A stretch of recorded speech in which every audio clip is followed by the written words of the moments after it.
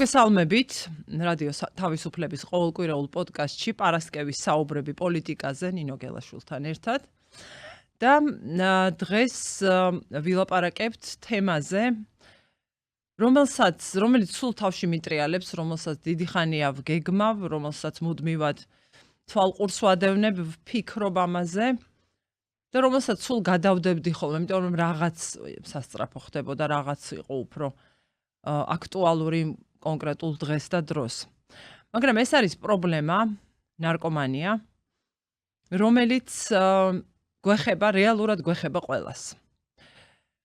და ეს არის საკითხი, რომელსაც ნარკოპოლიტიკის სახით წამოსწევს ხოლმე სხვადასხვა ხელისუფლება მრავალი წლის განმავლობაში და რომელიც საქართველოში მუდამ იყო პოლიტიკოსების ხელში ჟონგლიორობის საგანი. გრძელდება დღესაც.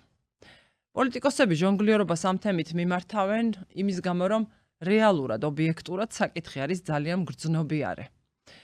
თუმცა კიდევ არის ერთი საკითხი, თუ როგორ აღვიქვამთ ჩვენ ამ პრობლემას, რად მიგვაჩნია და რა გუგონია ნარკოპოლიტიკა თვითონ.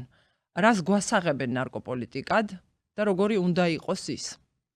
რა თქმა უნდა, დღევანდელ ჩვენს საუბარში დიდ დროს დავუთმობთ საკუთრივ პრობლემაზე, პრობლემის განმარტებაზე საუბარს და ჩვენი სტუმარი დღეს გახლავთ ექიმი ნარკოლოგი ზურაბ სიხარულიძე. მოგესალმებით, ბატონო ზურა. მოგესალმებით. მადლობა. ძალიან დიდი მადლობა თქვენ მობრძანებისთვის.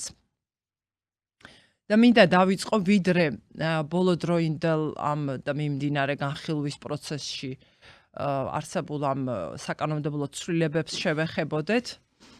მინდა დავიწყოთ საკუთრივი პრობლემის აღწერით საქართველოთი, რადგან თლიანად პრობლემა გლობალურია და ამაზე მეტყველებს თუნდაც ის, რომ მაგალითად იმავე შეერთებული შტატებით ჩინეთის ყოველი კომუნიკაცია ლიდერებისა ამ ქვეყნების, რომელიც ხშირი არ არის, მაგრამ არის, ვიცით, სამი საკითხი რომ იყოს, ორი საკითხი რომ იყოს განსახილველი, ერთი საკითხი არის აუცილებლად ფენტანილი.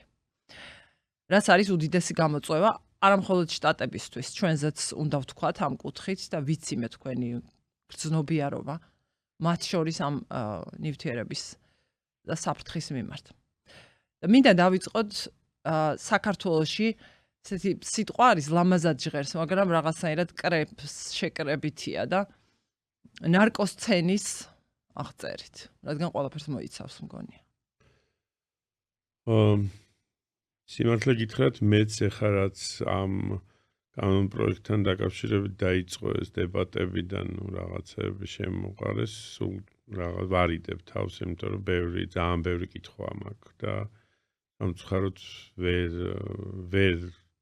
ცერტზე ვერ გავეცი პასუხი, იმიტომ რომ ვერ ხვდები რატო დღეს, რატო ამ სიტუაციაში, რატო ესე და ასე შემდეგ და ასე შემდეგ, იმიტომ რომ ძალიან ბევრი კითხვა გააჩინა ამ გარკვეულმა ასე ვთქვათ ცვლილებებმა და ვერიდებოდი პირველი ხარ ვისაც ახლა ესეთ ინტერვიუს ვაძლევ, იმიტომ რომ ვერიდებოდი ამ დღეების მანძილზე, იმიტომ რომ მართლა ბევრი კითხვა მაქვს და ვერ ვცემ პასუხს, თუმცა გარკვეული რაღაცა შთაბეჭდილება შემექმნა ახლა ამასთან დაკავშირებით და რაღაცა ჩამოვყალიბდი ასე ვთქვათ, რაზეც შემიძლია ვისაუბრო. რაც შეეხება ნარკოსცენას, სახარბიელო არაფერი არ არის, რა თქმა უნდა და ნარკოსცენა ძალიან შეიცვალა უკრაინის ომის დაწყებასთან დაკავშირებით და უფრო ბევრად უფრო დამძიმდა, ვიდრე რაღაც მომენტში იყო, იმიტომ რომ სადღაც სტაბილიზაციისკენ მივდიოდით, მიუხედავად იმისა, რომ ნარკოპოლიტიკა ყოველთვის რეპრესიული იყო ამ ქვეყანაში და ჩემთვის ძალიან გაუგებარია დღევანდელი განცხადებები, რომ საქართველოში ლიბერალური ნარკოპოლიტიკის პირობებში გაიზარდა ნარკოტიკების მოხმარება. რა ნაწილში იყო ლიბერალური, ნამდვილად ვერ ხვდები, იმიტომ რომ ითვლება, რომ საქართველოში ნარკოპოლიტიკა არის ერთ-ერთი ყველაზე რეპრესიული, დემოკრატიულ ქვეყნებთან შედარებით. საფრთხეები და გამოწვევები ძალიან ბევრია და ამას მეტყველებს 2024 წლის ამერიკის დეპარტამენტის ანგარიში, რომელიც გამოქვეყნდა და ერთ-ერთი სერიოზული საკითხი არის ნარკოტრაფიკთან დაკავშირებით და ზოგადად ჩვენი გეოპოლიტიკური მდგომარეობა ყოველთვის არასოდეს არ იყო სახარბიელო და ყოველთვის ვიყავით ასე ვთქვათ სატრანზიტო გზა და გარკვეული რაოდენობა ნარკოტიკის ყოველთვის რჩებოდა ამ ტერიტორიაზე, როცა ტრაფიკი არის ესეთი დიდი მასშტაბების, რასაც ზოგადად ყოველთვის იყო ამ ქვეყანაში. მაგრამ ნუ რაღაც სტაბილიზაციისკენ თითქოს მივდიოდით რაოდენობრივად, ანუ პაციენტების და ცოტა შემცირდა, ცოტა დასტაბილდა რაღაცები, მოკლედ შეიცვალა, იმიტომ რომ მიუხედავად ამ რეპრესიული ნარკოპოლიტიკისა de facto de jure იყო, მაგრამ de facto რაღაცნაირად მაინც ცოტა ლიბერალური მიდგომები იყო, ანუ ეს ყველა ციხეში არ მიდიოდა, ასე ვთქვათ. უმხმარებლებზე მაქვს საუბარი, რა თქმა უნდა და არა დაუშვათ გამსაღებლებზე. სიტუაცია არის მძიმე, იმიტომ რომ ჩვენ რეალურად ეხლა რაც ვიცით კვლევებით რაც არის და დაუშვათ რაც ზოგადად ხდება კლინიკურ პრაქტიკაში, ეს არის ძალიან დიდი შემოტევა ახალი ფსიქოაქტიური ნივთიერებების, ნუ ოპიატური მოხმარება ისე რჩება და პლუს ამის გარდა პერიოდულად ესე რჩება ფენტანილი, რომელიც ზოგი პერიოდებია დაუშვათ როცა მეტია, ზოგი პერიოდებია როცა ნაკლებია, მაგრამ ნუ უფრო მეტი არის ახალი ფსიქოაქტიური ნივთიერებების მოხმარება, რომელიც ყველაზე დიდ საფრთხეს და საშიშროებას წარმოადგენს, იმიტომ რომ ოპიატის მომხმარებელი ადამიანების კოორტა ვიცით, ვინ არიან, ვიცით დაახლოებით როგორ უნდა მოუვაროთ, ვიცით რა კატეგორიის ადამიანები არიან და რეალურად რაღაცა დონეზე მაინც არიან შედარებით მოვლილები. ნუ ასე თუ ისე, მაგრამ ამ ახალი ფსიქოაქტიური ნივთიერებების გაჩენამ ესენიც არიან, რა თქმა უნდა და ნუ რა თქმა უნდა ყველაზე დიდი პრობლემები წამოვიდა კოვიდის პერიოდში, ანუ პანდემიის დროს. იმიტომ რომ ეს ჩაკეტილობა, ეს გარდა ნარკოტიკის მოხმარებისა, გაიზარდა ძალიან ალკოგოლის მოხმარება, რაზეც რატომღაც არავინ არ საუბრობს ჩვენ ქვეყანაში და საკმაოდ სერიოზული პრობლემაა. ალკოგოლის, დეპრესიების, ფსიქიკური აშლილობების, პოსტტრაუმული სტრესული სინდრომების და ზოგადად ფსიქიკური ჯანმრთელობის პრობლემები წამოვიდა კოვიდის დროს და რა თქმა უნდა გაიზარდა ნარკოტიკის მოხმარებაც. და პლუს ამის გარდა აირია თვითონ ზოგადად ნარკოტიკთან დაკავშირებული, ანუ ზოგადად გაყიდვა, თვითონ სქემა და სიტუაცია შეიცვალა, ტექნიკა შეიცვალა და ნივთიერებები, რა თქმა უნდა და ყოველთვის ვართ იმის საშიშროების ქვეშ, რომ აქტიური შემოდინება ფენტანილის არ დაიწყოს საქართველოში, იმიტომ რომ ზოგადად სოფლიოს ტენდენცია ახლა ეს და ეს არ არის მარტო საქართველოს პრობლემა და საქართველო რა თქმა უნდა ყოველთვის პირველ ადგილზე არის ყოველთვის ყველაფერში. ეს არის ფენტანილის შემოდინება, რაც გამოიწვევს ძალიან მძიმე შედეგებს და ფენტანილის შემოდინება ზოგადი გლობალური პრობლემაა, იმიტომ რომ სოფლიოში შემცირდა ბუნებრივი ოპიატების ავღანეთის და ამერიკელების გამოსვლა და თალიბანის ასე ვთქვათ პირობა რომ ისინი შეამცირებდნენ რაოდენობას ოპიატების წარმოების, რეალურად რაღაც დონეზე შესრულდა, მაგრამ რის თალიბანია რომ რაღაცა სხვა არ მოიგონოს და რა თქმა უნდა გადავიდნენ ამ ახალი ფსიქოაქტიური ნივთიერებების წარმოებაზე და კარტიგანია ესეთი ნარკოტიკი, ანუ ესე მეტამფეტამინის მსგავსი, რომელმაც დღეს ფაქტიურად თელი არაბული ქვეყნები მოიცვა და უმძიმეს სიტუაცია მაგ მხრივ.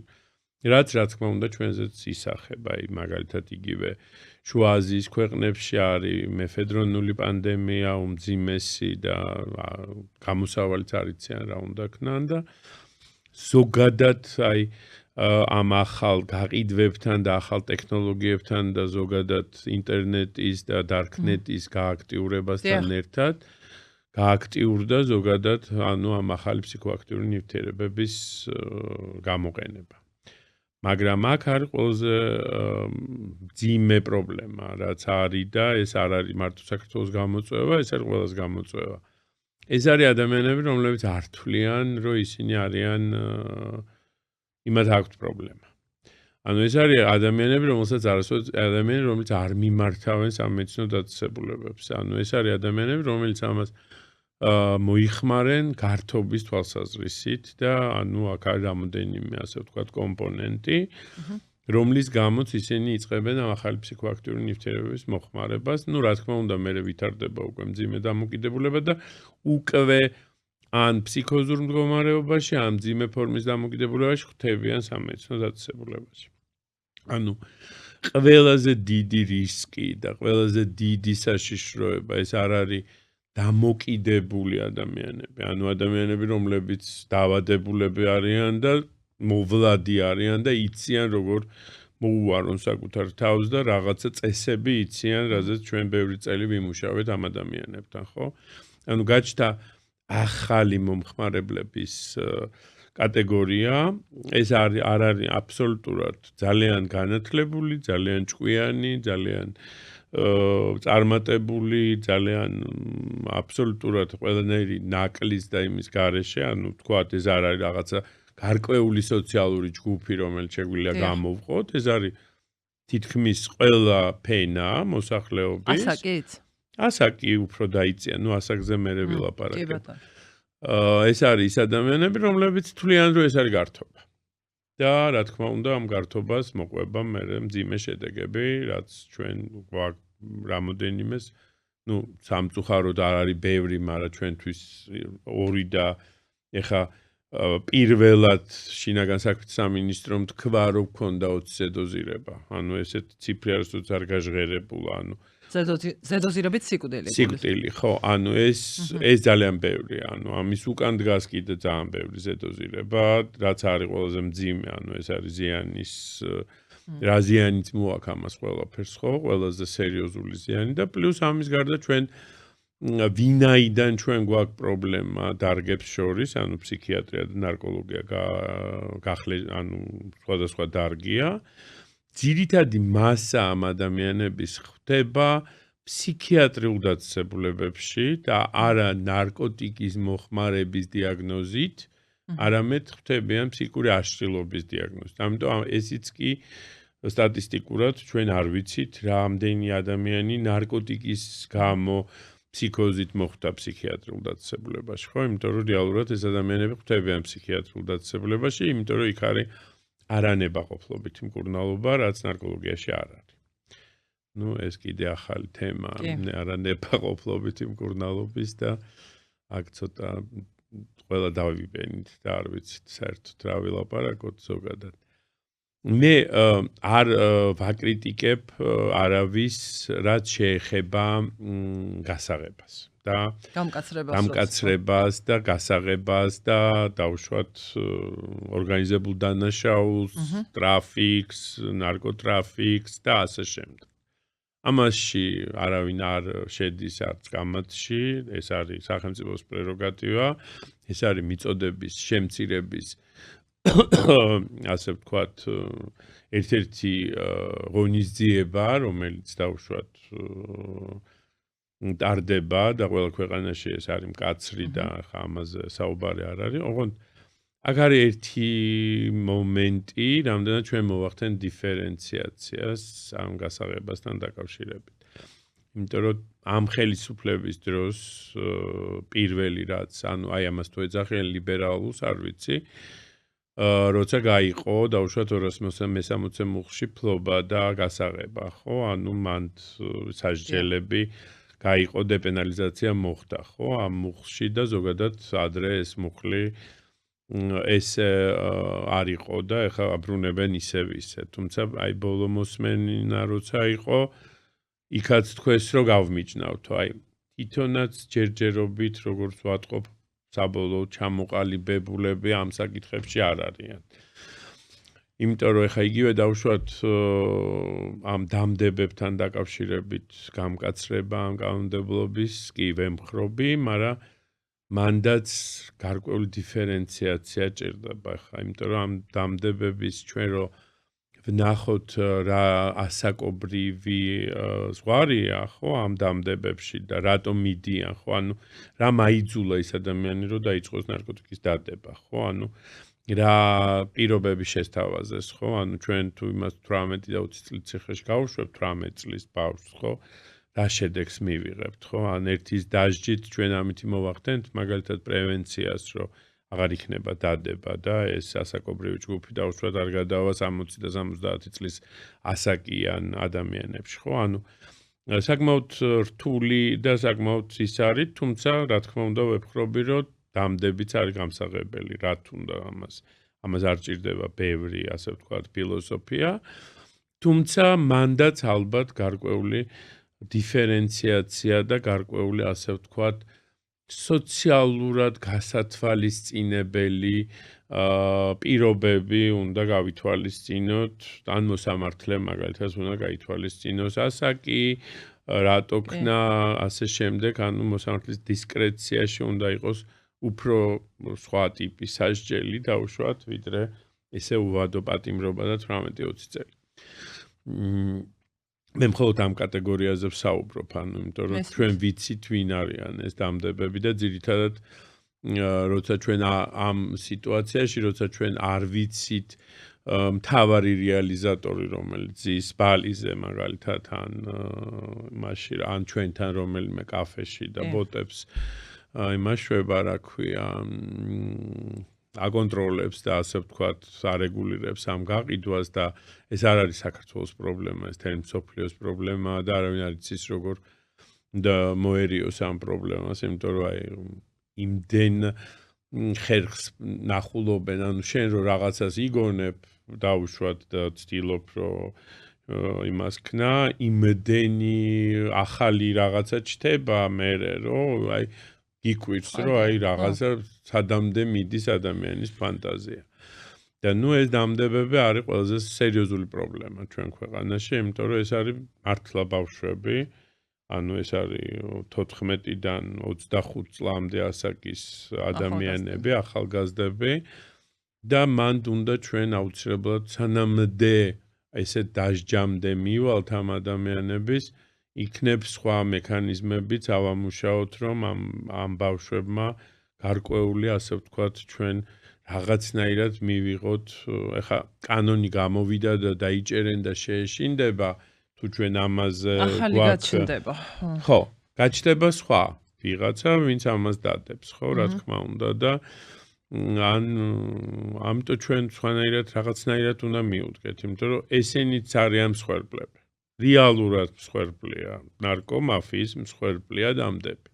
იმიტომ რომ მას ის არის უბრალოდ გადამტანი ამ ნივთიერების და ნუ იღებს სარგებელს, რა თქმა უნდა ამაში არის რეალიზატორი, ამაზე ორი აზრი არ არსებობს, მაგრამ რა მაიძულა ის რომ ეს გააკეთოს, ხო?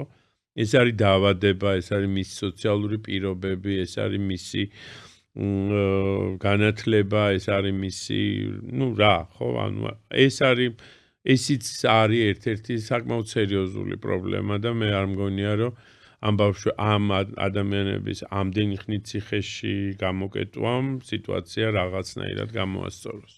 თუმცა, რა თქმა უნდა დაისაჯონ, ხა ამაზე ლაპარაკი ზედმეტია. ამას არ ვამბობ მე. უბრალოდ ცოტა სხვანაირადაც უნდა შევხედოთ ამას ყველაფერს.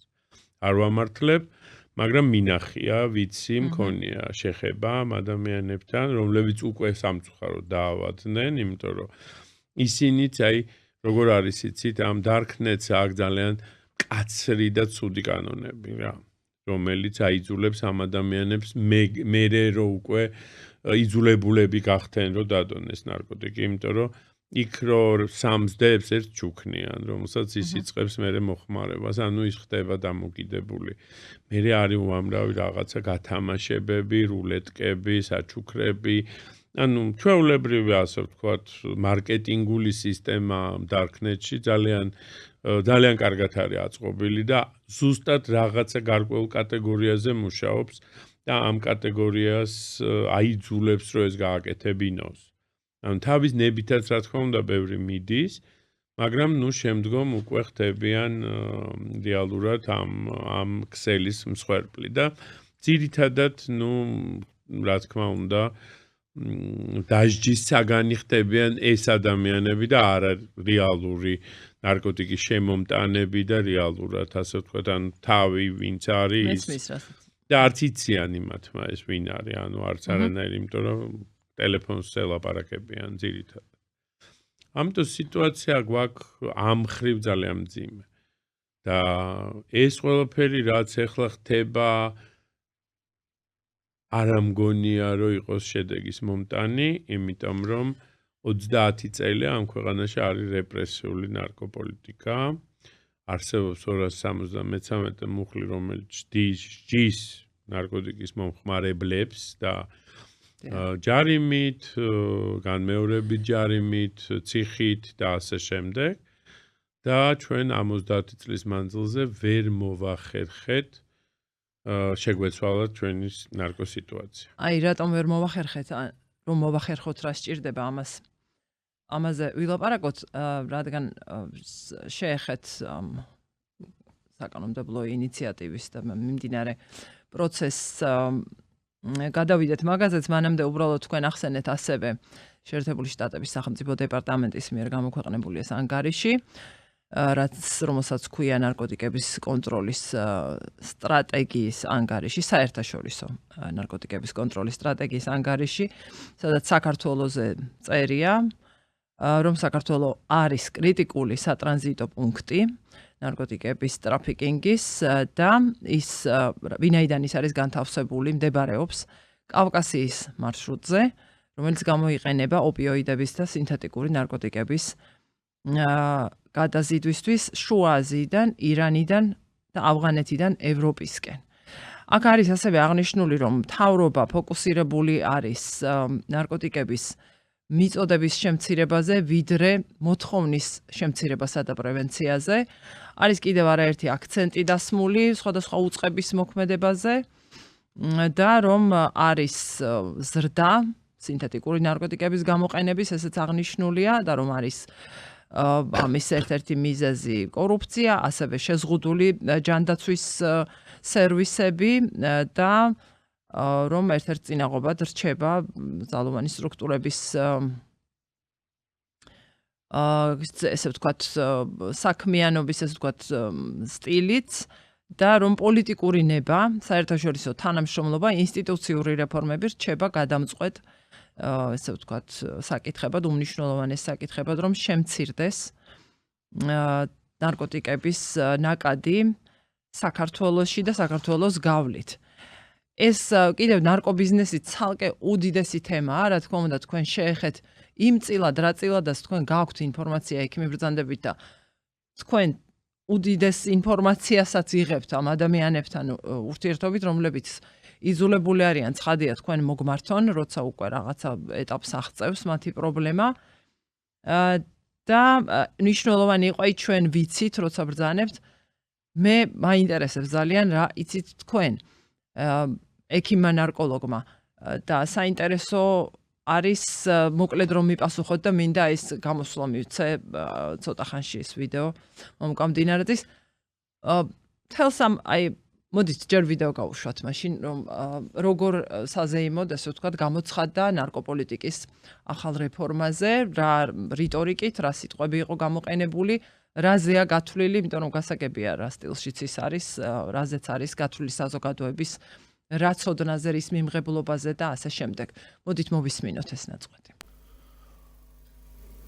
ბოლო წლების განმავლობაში ფსევდოლიბერალური იდეოლოგიის და გარედან თავს მოხვეული მიდგომების ნაწილი იყო ეგრეთ წოდებული ლიბერალური ნარკოპოლიტიკა, რომელიც ერთდროულად აზიანებს განსაკუთრებით ახალგაზრდა ადამიანების ფსიქიკას, მათ ჯანმრთელობას, აზიანებს გენოფონდს და არაფერი შეიძლება იყოს უფრო ანტიეროვნული, ანტიქართული, ვიდრე ლიბერალური ნარკოპოლიტიკის შედეგად გამოწვეული ძალიან მძიმე შედეგები. შესაბამისად, როგორც საზოგადოებას დავპირდით, საქართველოს პრემიერ-მინისტრთან და მთავრობასთან ერთად შევიმუშავეთ ანტინარკოტიკული რეფორმა, რომელსაც ვიწყებთ, ასევე განსაკუთრებული მადლიერებით უნდა აღინიშნოს, რომ ანტინარკოტიკული და ჯანსაღი ცხოვრების წესის პოპულარიზაციის კამპანიის ერთ-ერთი მთავარი ინიციატორი გახლავთ საქართველოს პრეზიდენტი მიხეილ ყაველაშვილი. რა თქმა უნდა, რეფორმის შემუშავებაში აქტიურად იყო ჩართული საპარლამენტო უმრავლესობა და ასევე საპარლამენტო ოპოზიციაც. ამ თემაზე არის აბსოლუტური ერთსრულოვნება და გვაქვს იმედი, რომ საზოგადოებაც ბოლომდე დაუდგება გვერდით ანტინარკოტიკულ რეფორმას და საზოგადოებრივი მხარდაჭერით ჩვენ უკვე რამდენიმე თვის განმავლობაში პირველი პოზიტიური შედეგები გვექნება. ხო, და შემდეგ მოვყვა უკვე იმ მუხლებზე, რამდენიმე თვის განმავლობაში პირველი პოზიტიური შედეგიც იქნება აქ ეს სიტყვები, სასიგნალო სიტყვები, ფსევდოლიბერალური იდეოლოგია, ასე შემდეგ გადაჯაჭვულია ბევრ სხვა პოლიტიკასა და ინტერესთან, რა თქმა უნდა, გასაგებია რისი ნაწილიც არის და გასაგებია ისიც, რადაც სურთ რომ იყოს აღქმული, იქ ნახსენები იყო გენოფონდი, ასე შემდეგ, რა თქმა უნდა, როგორ არ აზიანებს და ანტიეროვნული და მოკლედ აქცენტები რომლებზეც თვლიან ინიციატორები, რომ იმუშავებს პოლიტიკური კუთხით და საკითხს, რაც შეეხება საკითხს და საქმეს. ისევ რომ მივუბრუნდეთ, რა კავშირი აქვს ამ ყველაფერს რეალურად პრობლემასთან და აქ არის ჩემი შეკითხვა. თელს ამ პროცესში, რაც წამოწყებულია აგერ უკვე 10 დღეზე მეტი ხნის წინ და საკმაოდ ისეთ ტემპში მიმდინარეობს მუშაობა ამ ცვლილებების მიღებაზე და გამკაცრებაზე კანონების თქვენთვის თუ მოუმართავთ პირადად თქვენთვის. არა. მე დაგისვამ კითხვას. აბა. რეფორმა რო ქვია. მხოლოდ ძალოვანი სტრუქტურის რეფორმაზე უნდა ვისაუბროთ? ცხადია, არა. ამიტომ აქ უკვე ძალიან დიდი კითხვის ნიშანი მიჩნდება მე. როცა ვსაუბრობთ, ძალიან კარგია თუ ვლაპარაკობთ რეალურ რეფორმაზე და რეალურად ნარკოპოლიტიკის შეცვლაზე. რომელიც შედგება, ეხლა მოყვები ისეთ ყველა რო ყვება ისეთ რაღაცას. მიწოდება, მოთხოვნა, ზიანის შემცირება, პრევენცია. ხო? 4 შემადგენელი ნაწილია, რომელიც უნდა იყოს დაბალანსებული. როცა ვლაპარაკობთ რეფორმაზე, უნდა ვისაუბროთ ყველა 4-ვე ნაწილზე და ყველა 4-ვეს თანაბრად განვითარებაზე. როცა ჩვენ ამდენი წლის მანძილზე მხოლოდ მიწოდების შემცირებას ვებრძვით და მოთხოვნა რჩება ძალიან მაღალი, რა თქმა უნდა მიწოდება ვერ შემცირდება ვერასოდეს. პირველი რაც უნდა გავაკეთოთ და რასაც ვამბობთ ჩვენ, რომ თუ არ შემცირდა მოთხოვნა, თუ არ შევამცირეთ ზიანი, რომელიც მოაქვს ნარკოტიკს და თუ არ დავიწყეთ პრევენცია, ხო? არაფერი არ გამოვა. იმიტომ რომ მიწოდება ყოველთვის იქნება. როცა 10 კაცი მივა მაღაზიაში და მოითხოვს რაღაცა კარაქის ყიდვას, რომელიც არ არის მაღაზიაში, იმ მაღაზიის მეპატრონე ზეგ აუცილებლად იზრუნებს, რომ ის კარაქი 10 კი არა 15 იყოს იქ. და ყველა გზას მონახავს, რომ ის კარაქი მოხდეს იმ მაღაზიაში. შესაბამისად, რაც არ უნდა სადამსჯელო ჩვენ ღონისძიებები გამოვიყენოთ, შესაბამისად, თუ არ შევამცირეთ მოთხოვნა, რაც მე ვერ გავიგე ამ რეფორმაში. რას ვშვებით? როცა რატო არ ვსაუბრობთ მოთხოვნის შემცირებაზე, რატო არ ვსაუბრობთ სამედიცინო მხარეზე, ანუ ზრუნვაზე, მომხმარებლების, იმიტომ რომ შემდგომი გამოსვლები, რომელიც იყო ამ გამოსვლის შემდეგ, იყო რომ ჩვენ მომხმარებელს არ დავსჯით. ჩვენ მომხმარებელთან არა გვაქვს ჩვენ ვიზრუნებთ, როგორ ვიზრუნებთ. ხო? ანუ მე ეს ვერ გავიგე. აუცილებლად განვიხილავთ, შევქმნით, ამას ვქმნით 30 წელიწადია და ვერ შევქმნით. და შემდეგი ეს არის ზიანის შემცირება, რომელიც დღეს უნდა ყველაზე ცუდი რა არის იცით ნინო, რომ ამდენი წლის მანძილზე სპეციალისტების გარდა არავინ არ აღიარა ამ ქვეყანაში, რომ ჩვენ გვყავს ნარკოტიკის მომხმარებელი. და ბევრი, საკმაოდ ბევრი. ამას სანამ არ ვაღიარებთ და არ რაც არის ზიანის შემცირების ყველაზე მთავარი პრინციპი, რომ ჩვენ უნდა ვაღიაროთ, რომ ჩვენ ქვეყანაში გვყავს ადამიანები, რომლებიც მოიხმარენ ნარკოტიკს, ის არიან ჩვენი საზოგადოების წევრები და ისინი არიან ადამიანები, რომელსაც ჭირდება ძრუნვა. თუ ჩვენ არ დავანახებთ ძრუნვას, მასზე იზრუნებს შავი ბაზარი, იმიტომ რომ იზრუნავს. რას ნიშნავს არ ვაღიარებთ, რომ მაყურებელს თქვენ სადმე როდესმე გაგიგიათ, რომ აი არ აქვს მნიშვნელობა, ეხლა მე არ ვამბობ არც ოცნებაზე, სადმე გაგიგიათ ციფრი ექსპერტების გარდა, რომ სამთავრობო რომელიღაცა მოღვაწემ თქვას, რომ ქვეყანაში ამდენი ნარკოტიკის მომხმარებელია. გაგიგიათ? მე არ გამიგია. აი ელემენტარულს გეტყვით. არა, ბევრი რომ არის ამბობენ, მაგრამ ხო, რომ ეს პრობლემაა. კარგი, აი გეტყვით კითხვის და ჰეპატიტის პროგრამა როცა დაიწყო. დიახ. და ყველა მიცოდა რომ 70%-ზე, 80%-ზე მეტი იქ იყო ნარკოტიკის მომხმარებელი. თქვენ გაგიგიათ როდესმე რომ ეთქვათ, რომ აი ესეა? მე არ მახსოვს. მე არ მახსოვს, კი არა, ნუ არ არის ეს. ანუ არ ვაღიარებთ ჩვენ არასოდეს. ჩვენ არასოდეს არ ვაღიარებთ, რომ ქვეყანაში დგას ეს პრობლემა, იმიტომ რომ ემწუთას კვლევების მიხედვით ვიცით, რომ არის 58,000 ინტრავენური ნარკოტიკის მომხმარებელი. მხოლოდ ინტრავენური. არ ვიცით, რამდენი ადამიანი არის დაავადებული ალკოგოლიზმით. არ ვიცით, რამდენი ადამიანი მოიხმარს მარიხუანას. არ ვიცით, რამდენი ადამიანი სხვა გზით მოხმარებული ნარკოტიკს მოიხმარს, ხო? არანაირი ინფორმაცია. და კიდევ სხვა ნარკოტიკი. პლუს ამის გარდა არის აფთიაქო ნარკოტიკი, ხო, რომელიც ვაფშე არ ვიცით. და პლუს ამის გარდა ამას ემატება ადამიანები, რომლებიც მეზობელმა რო უთხრა და მეგობარმა რო დიაზეპამი უნდა დალიო, რომ დაგეძინოს, რამდენი ადამიანი ყავს ბენზოდიაზეპინებზე დამოკიდებული, ხო, რომელიც სერიოზული პრობლემაა აგრეთვე. და ძალიან ბევრი ფორმა დამოკიდებულების, ხო? ნუ თამბაქო, ვიცით, თამბაქო, ხო, რამდენი ადამიანი, რომელიც არანაკლები პრობლემა. დამოკიდებულება ზოგადად ეს არ ნიშნავს იმას, ხო, რომ ყველა ვართ რაღაცაზე დამოკიდებულები, ხო? ზოგი არის სოციალურად მისაღები დამოკიდებულება, ზოგი არის სოციალურად მიუღებელი, ხო? და დამოკიდებულება. ჩვენ ქვეყანაში ჩვენ არ ვაღიარებთ პრობლემას, რაც ყველა ხელისუფლების დროს პრობლემა არის. იმიტომ რომ თუცა შენ აღიარებ, რომ ეს პრობლემაა და ამდენ ადამიანს ჭირდება დახმარება, შესაბამისად შენ ქმნი უკვე ეს არის დაკვეთა, ხო? ეს არის მოთხოვნის შემცირება, ხო?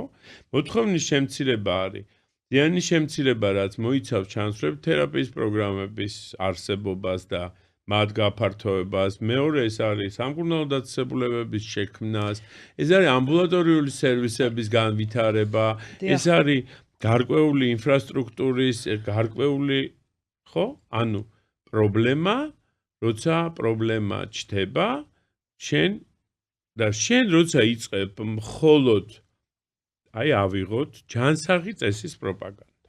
ხო, აი ეგ უნდა მეკითხა, ხო, ახსენა. ხო, ახსენა. ჯანსაღის წესის პროპაგანდა. რას მოიცავს ჯანსაღის?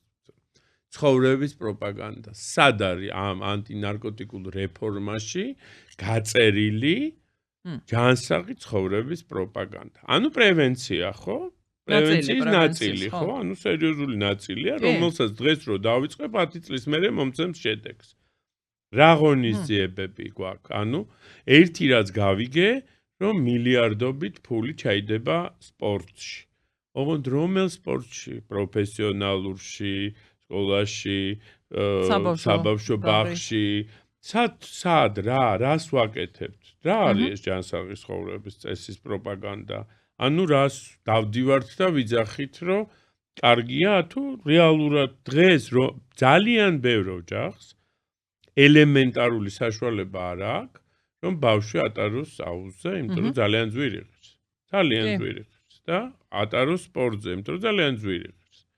ძალიან ცოტა მე არ ვიცი არის უფასო, არა მგონია რომ რამე უფასო იყოს, ხო? მე მგონი არ არის. აი რას? აუზი ნამდვილად. ხო, ну, არ ვიცი, ახლა შეიძლება ეზოში მოედანი რო არის უფასო, არა თქმა უნდა. ეზოში ჩასვლა ჯერ უფასოა. ხო, და ну, ბურთი ალბათ არ არის ასევე უფასო, ხო, რაღაც პულით.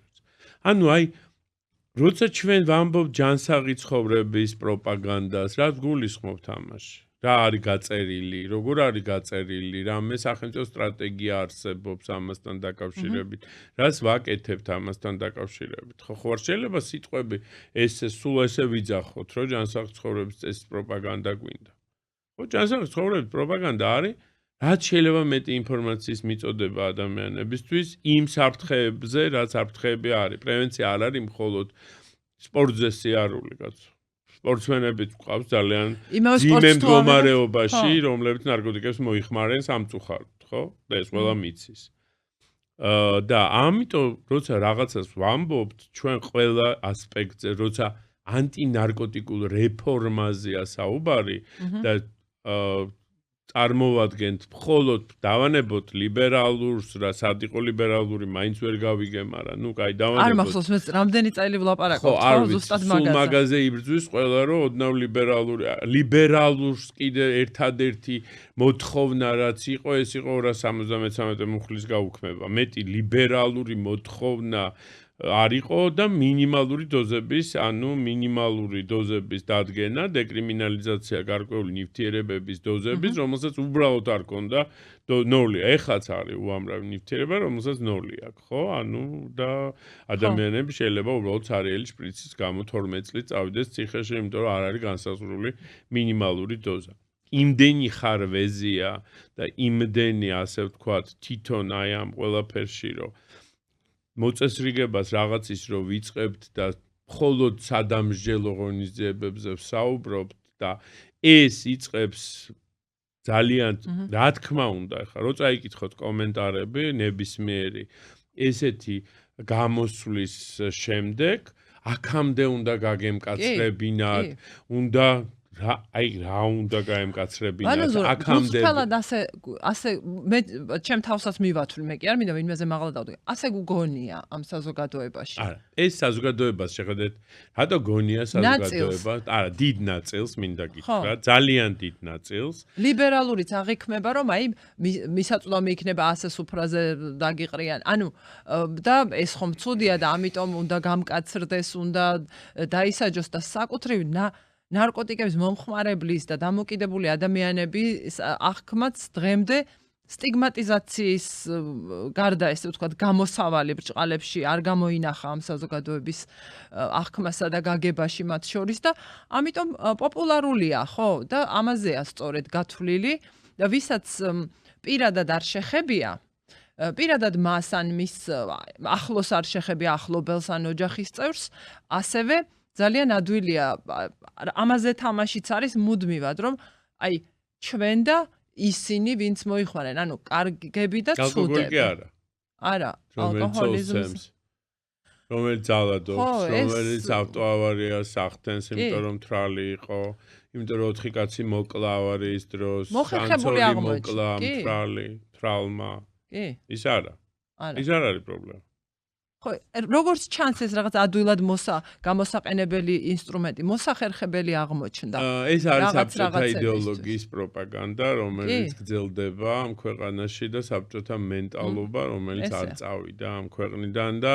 ყოველთვის მათ შორის ამ სფეროში ყველა ერთ-ერთი საკითხია ასე რომ ეხა ეს ამაში არაფერი მე გასაკვირი არა მაქვს თუმცა ის ადამიანები რომლებიც დღეს არ უცხოვრიათ და არ დაბადებულან საბჭოთა კავშირში და რაღაცა მაინც გარკვეული პერიოდის მანძილზე თავისუფალ ქვეყანაში რომელსაც მე ვთვლი რომ თავისუფალი იყო გარკვეული პერიოდი და ვართ ჯერჯერობით და იმედია ესე იქნება ამ ადამიანებს სხვანაირი განწყობა აქვს თქვენ რომ დაელაპარაკოთ ჩემი ასაკის ან ჩემზე უფრო აი 40 წლამდე. აი საფრთხეში დაბადებულს და ახალგაზრდა ადამიანებს დამოკიდებულებას დაუშვათ, ხო?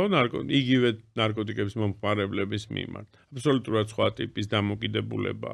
თუმცა მათი კრიტიკული მასა ჯერ იმდენი არ არის, რომ გადაწონოს ის კრიტიკული მასა, რომელიც დღეს არის, ხო, სახელმწიფოში, რომელიც თulis, რომ აი თუ გაამკაცრებს და თუ ის ანუ ნარკომანი ხდება, პადიეში შეათრევენ და ძალით მორფს გაუკეთებენ. გადამალავენ ყველას და თვალით არ დაგვანახებენ. ანუ თუ ჩვენ ეს ამას არ დავინახავთ, ხო, შესაბამისად ეს პრობლემა არ იქნება, რაც არის ჩვეულებრივი ქართული მენტალობა, ჩემ კარის იქეთ არაფერი არ ხდება. ანუ ჩემ მეზობელი რო კლავდეს თავის ცოლს, მე არ დაურაკავ პატრულს, იმიტომ რომ ეს მე არ მეხება და პლუს მეორე მომენტი, რომ ჩემ ოჯახში ეს არც არ მოხდება. ან თუ მოხდება, თუ მოხდა ეს მის ოჯახში, ხო, არავინ არ უნდა გაიგოს, უნდა იყოს ეს და ეს მერე 40 წლის მერე ის ადამიანი უკვე რომ დაავადდება უმძიმესი პრობლემით აქვს, მერე გაიგებს ის ოჯახი რომ პრობლემის წინაშე ყოფილა და როგორ მე ჩემ ოჯახს ეს როგორ დაემართა.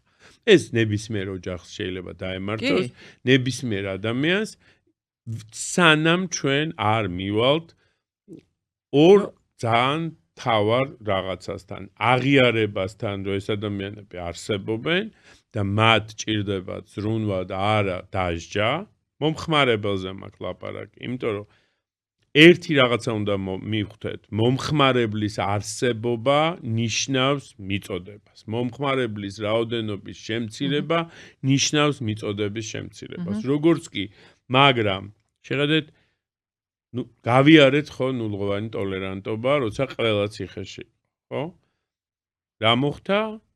ეს ადამიანები გადავიდნენ იაფასიან ნარკოტიკზე, იმიტომ რომ ეს ნარკოტიკი არ იყო რეგისტრირებული, გადავიდნენ და მივიღეთ უმძიმესი კოგორტა ადამიანების, რომლებიც დღეს არიან ინვალიდები. ეს არის ჯეფის მომხმარებლები, ეს არის ადამიანები, რომლებიც შეჯდნენ, ასე ვთქვათ, ამ იმაზე საფრთხეაქო ნარკოტიკზე, რომელიც დღეს არალეგალურად ძალიან დიდი რაოდენობით მაინც შემოდის და მაინც არიან დამოკიდებულები და აი გუშინ დაიჭირეს ზუსტად გორში ადამიანი, რომელიც ყიდი და ანუ არ ვიცი, მე მეჩვენება თუ რა ბოლო ხანს უფრო ხშირია ეს და ინფორმაცია გამსაღებლების დაკავებაზე და კი, იმიტომ რომ ბევრია ეს ნარკოტიკი. არა, ნუ ახლა ეს არა, სხვა შორის ამ ბოლო დროს ამოღებები ძალიან ბევრია ზოგადად რა. ეს მეტყველებს იმაზე, რომ ეს ნარკოტიკი არის ამ ქვეყანაში, ხო? ანუ ეს არ არის ის, რომ ჩვენ არ აგვაქვს ნარკოტიკი და რაღაცა იმებს ვებრძვით რაღაც ქიმერებს, ხო? ანუ არის ბევრია. ეხლა რო დათვალოთ დაახლოებით რა რაოდენობის ნარკოტიკი არის დამარხული, მაგალითად თბილისში ანუ იმ ბოტების მიხედვით რა, ანუ საშუალოდ რო ავიღოთ აი ხო ბოტები ხო ახლა ყველა ვიცით ეს ბოტები და შემიძლია მე დაახლოებით დავთვალო რა რაოდენობის ნარკოტიკი არის დამარხული. ნუ ეს არის დაახლოებით 10-20 კილო ნარკოტიკი, რომელიც უკვე მიწაშიდებს. ეს თბილისში და დანარჩენ ქალაქებში, ნუ ყველა ქალაქში არის და ყველა რაიონშია და ნებისმიერ ადგილას შეიძლება დღეს ამ ნარკოტიკის ისა რა ქვია, ნახვა.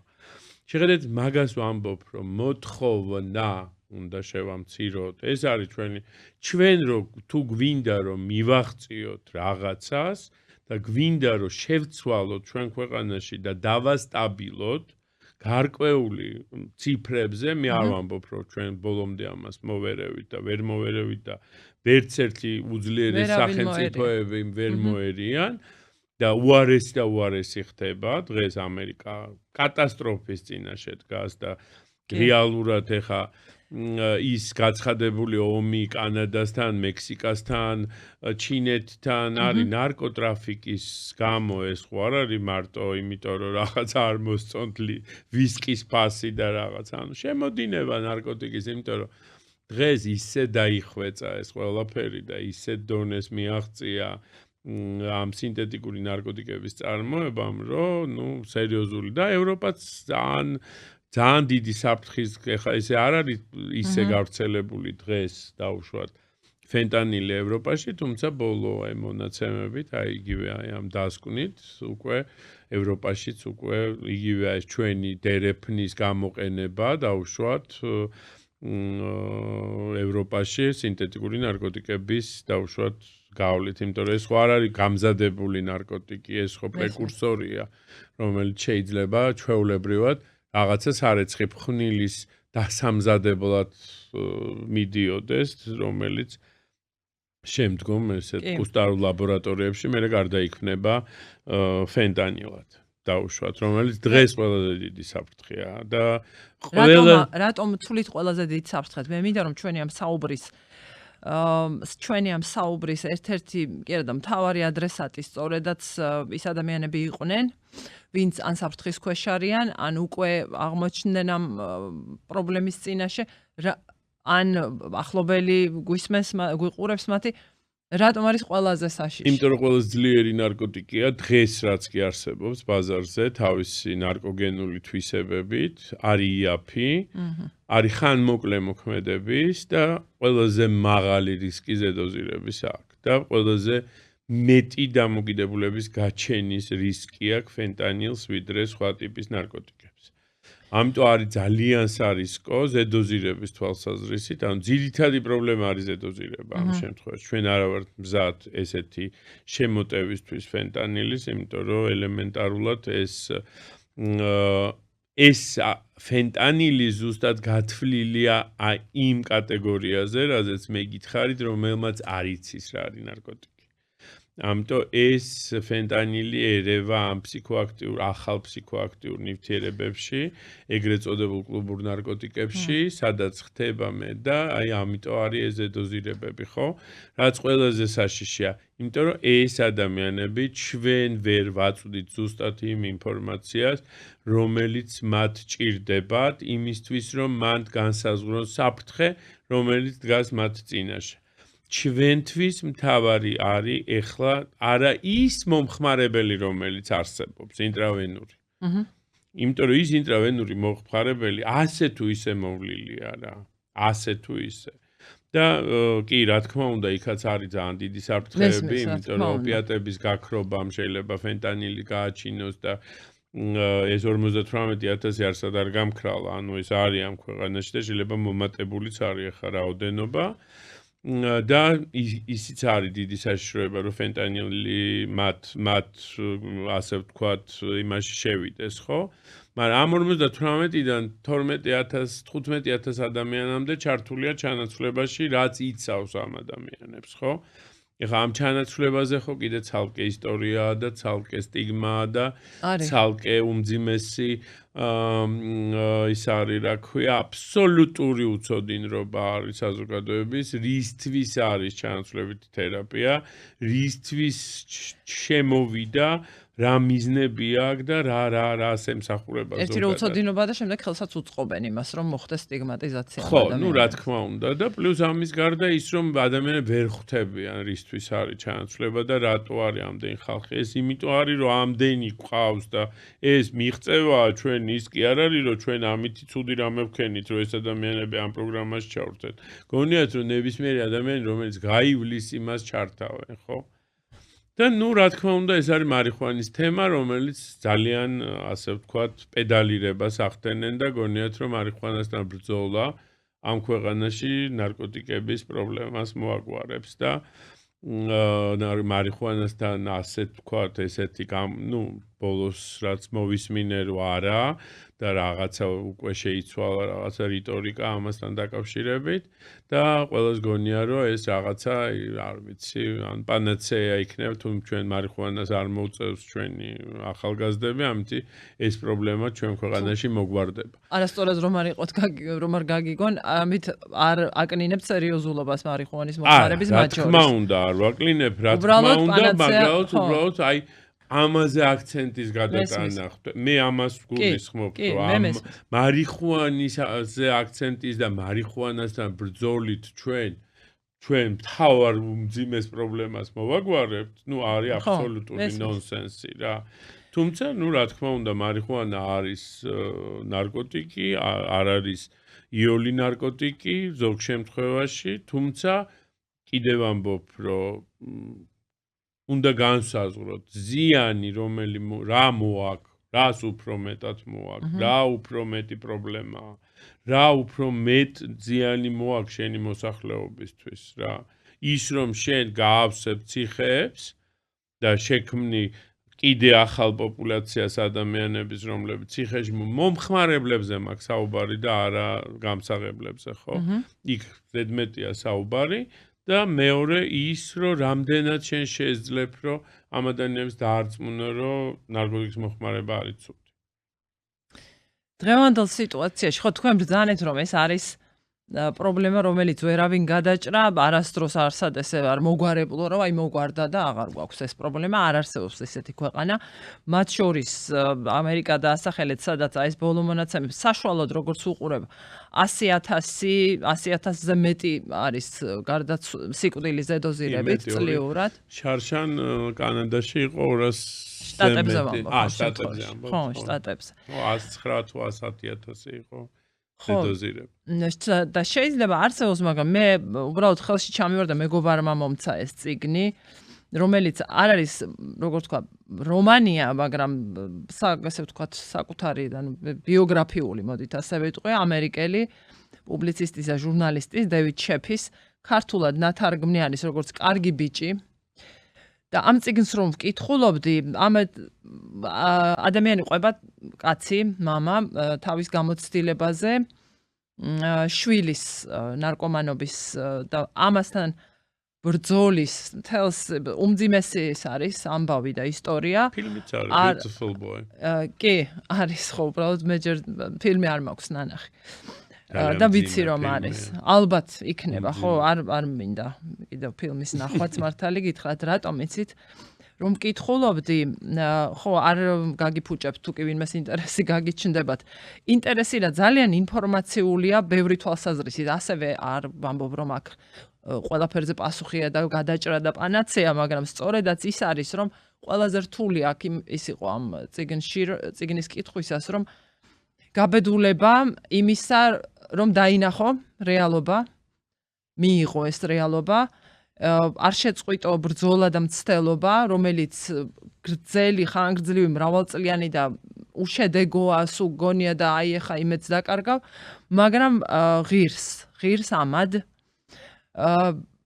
და როცა კითხულობ, ხედავ საკუთარ არა მაინც ადამიანს შეიძლება ნარკოტიკების მოხმარებასთან დაკავშირებულს, არამედ როგორც შობლის გამოცდილებას გიჩნდება რაღაცა სიფრთხილეები, შიშებიც მათ შორის და აღწერილია ბევრი რამ, მათ შორის პოლიტიკაც, რადგან ეს ადამიანი ჟურნალისტი, პუბლიცისტია პროფესიით, წერდა ამაზე და მათ შორის ტრამპის პოლიტიკაზე წინა ვადის პერიოდში ასეთ რაღაცასაც წაიკითხავთ.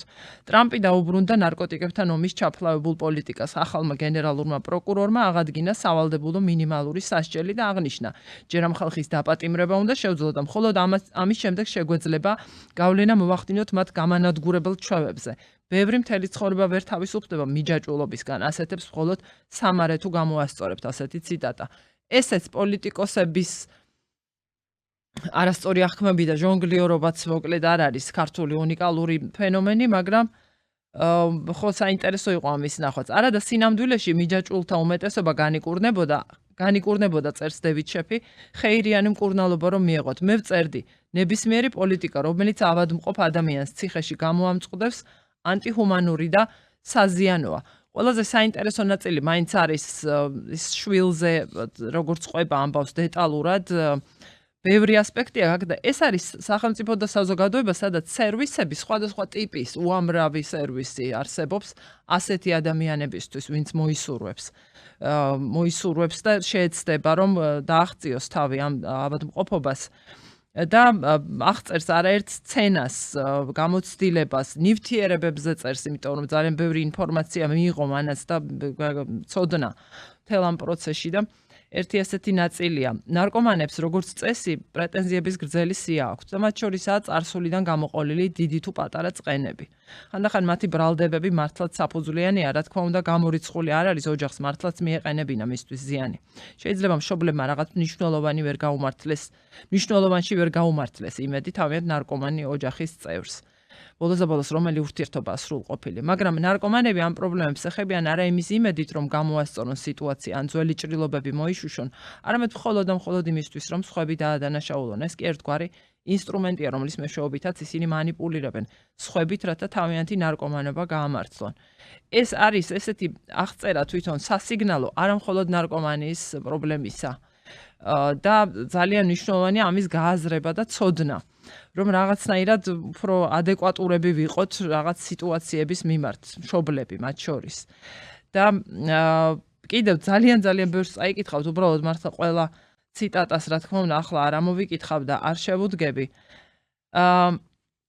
აი ერთი ფრაზაც.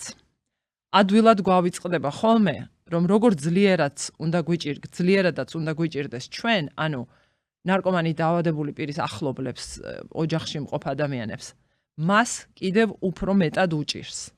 ანუ არ უნდა დაგვავიწყდეს, რომ ეს ადამიანი არის ავად.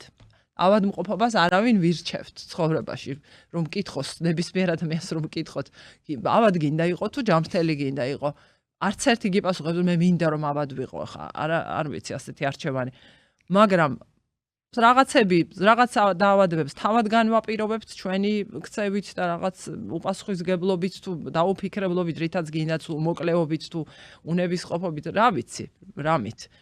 არის დაავადებები, რომელთა მიზეზებსაც ჩვენ ვერ ვაკონტროლებთ, მაგრამ ეს ცოდნების მიღება არის მნიშვნელოვანი ამ პროცესში და იმის გააზრება, რომ ეს კონკრეტული პრობლემა არ არის ის, რომელიც 3 თვეში, 3 წელიწადში, 3 საუკუნეში დასრულდება. მაგრამ ეს აბსოლუტურად არ აკნინებს იმის მნიშვნელობას, რომ ამასთან ბრძოლა უნდა იყოს განუწყვეტელი და ეს ბრძოლა არ ნიშნავს ფიზიკურ ბრძოლას ადამიანებთან, რომლებიც ამ სიტუაციაში აღმოჩნდნენ. მაგაზე მინდა ერთი. იმისთვის, რომ აი ერთსაც ვიტყვი, რომ ბოდიში რაღაცნაირად, რომ ეს არ არის, რომ ვიღაც უნდა იმას ემსახურები, ვიღაცის ინტერესს და ვიღაცის მოვლას, რომ თავი დავიცვათ საზოგადოება, ჩვენი საკუთარი თავები, ქვეყანა და მართლაც არავინ არ არის დაზღვეული ამისგან. ზუსტად აი მაგიტომ მინდა გავაკეთო, რომ სამყარო ისე ვითარდება დღეს, რომ რეალურად ადამიანები მუდმივი სტრესის ქვეშ არიან. დღეს რაც ჩვენ ქვეყანაში ხდება, ხო? დღეს გუშინ, ხო? ჩვენ ხო არასოდეს არ ვართ სტაბილურ მდგომარეობაში. ნებისმიერი სტრესი, აი თუნდაც ის დარბევები, რომელიც იყო რუსთაველის გამზირზე. არ აქვს მნიშვნელობა რომელ მხარეზე ალაპარაკი. დამრბევიც და დარბეულიც.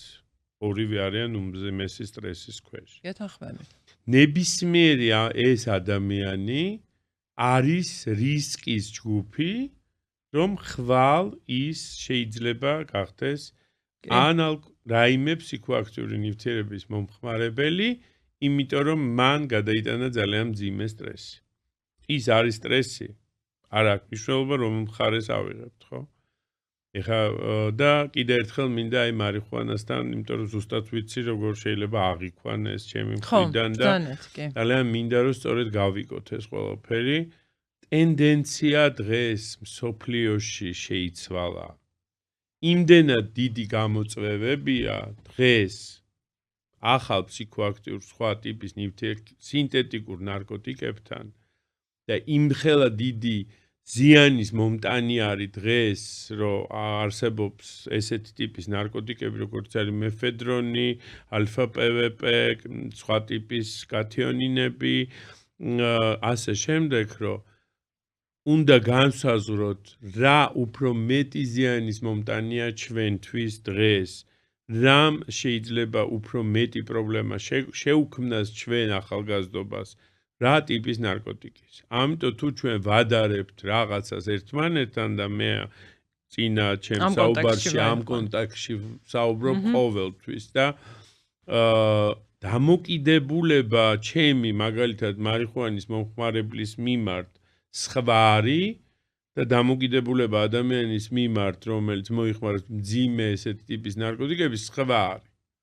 იმიტომ რომ მე ვიცი რომ ამან შეიძლება უფრო ნაკლები ზიანი მოუტანოს, იმან უფრო მეტი. თუმცა მარიხუანაში დღეს ისეთი გიბრიდული ჯიშების გამოყვანა დაიწყეს თვითონ მარიხუანის, რომ ბევრად უფრო მეტი ზიანის მომტანია, ანუ ხვდებით რას ვამბობ, ანუ თუ რამეზე ვსაუბრობთ, უნდა ვისაუბროთ რა ზიანი მოაქვს, ხო? და რა ზიანის მომტანია და როგორ უნდა დაუპირისპირდეთ ამ ზიანს და რა უნდა გავაკეთოთ. პირველი უნდა ვასწავლოთ ადამიანებს როგორ უნდა მოიქცენ ზედოზირების დროს.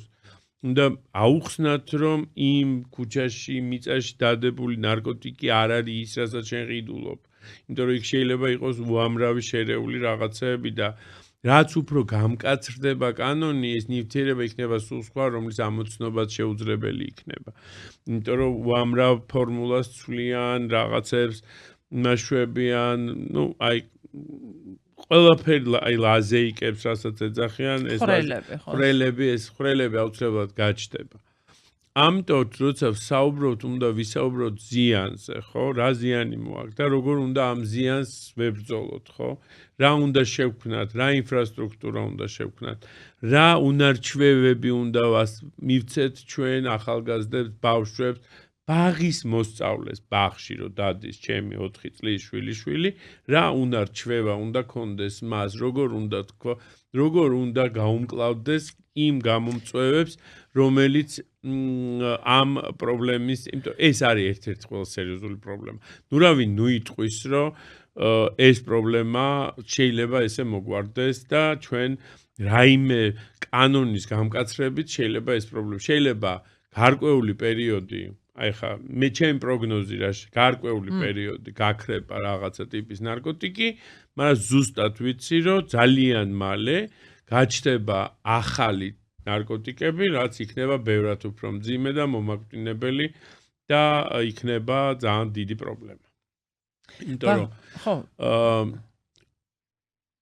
ჩვენ არ ვიყავით მიჩვეულები ესეთი ტიპის ნარკოტიკის მოხმარებას. ანუ ქართველებს არ უყვარდათ სტიმულაციური ტიპის ნარკოტიკები, მე გეუბნებით 90-იან წლებში, იმიტომ რომ უფრო ოპიატების მომხმარებელი იყო საქართველოს ყოველთვის და აი ეს რაღაც მიძინებული რაც აი რომ წარმოგვიდგენია ხა ჩვენ ხო ნარკოტიკის მომხმარებელი და ნუ ბევრ ფილმშია რაღაცა ესეთი ისეთი ტიპაჟი ხო დღეს ეს აღარ არის ეს სულ სხვა ადამიანია ანუ სულ სხვა ტიპაჟია სულ სხვა კატეგორია სულ სხვა ფსიქიკა სულ სხვა აი ვაფშე აი ხანდახან რო გამოვდივარ პაციენტიდან 1.5 საათი მე მოვდივარ აზრზე რომ აი ანუ ესეთი ტიპური ნიშნები ხა რაღაც შობლებით რომ იცნო ამოიცნო ვთქვათ აი მოვიდა ოჯახის წევრი ახლობელი და ხო აი ხა რაც აღწერეთ აღარ არის ტიპური ხო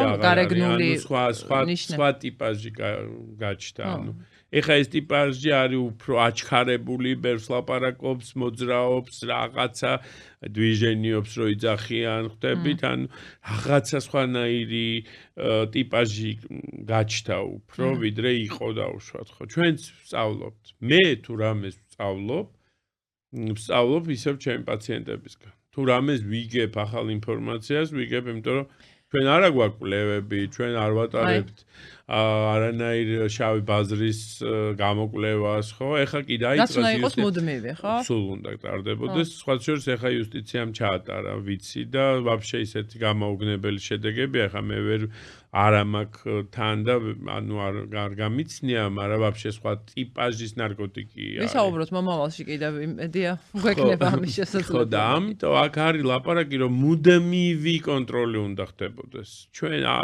არ ვიცი აი დღე გუშინ ანუ ამისთვის ევროპამ შექმნა პირველად შეტყობინების სისტემა ქვია ამას ანუ აი მოვიდა ჩემთან ახლა პაციენტი რომელიც მოიხმარა რაღაცა სხვა ნარკოტიკი რომელიც არ არის დღემდე აღწერილი მე ვალდებული ვარ რომ ამ სისტემაში შევიტანო ეს ექიმმა რომ ჩემმა კოლეგებმა არა მარტო ნარკოლოგებმა და ფსიქიატრებმა, არამედ ემერჯენსის ექიმებმა, იგივე ემერჯენსში მოხვედრილი ადამიანი, რომელსაც ამოუვიდა ნარკოტიკი, ხო?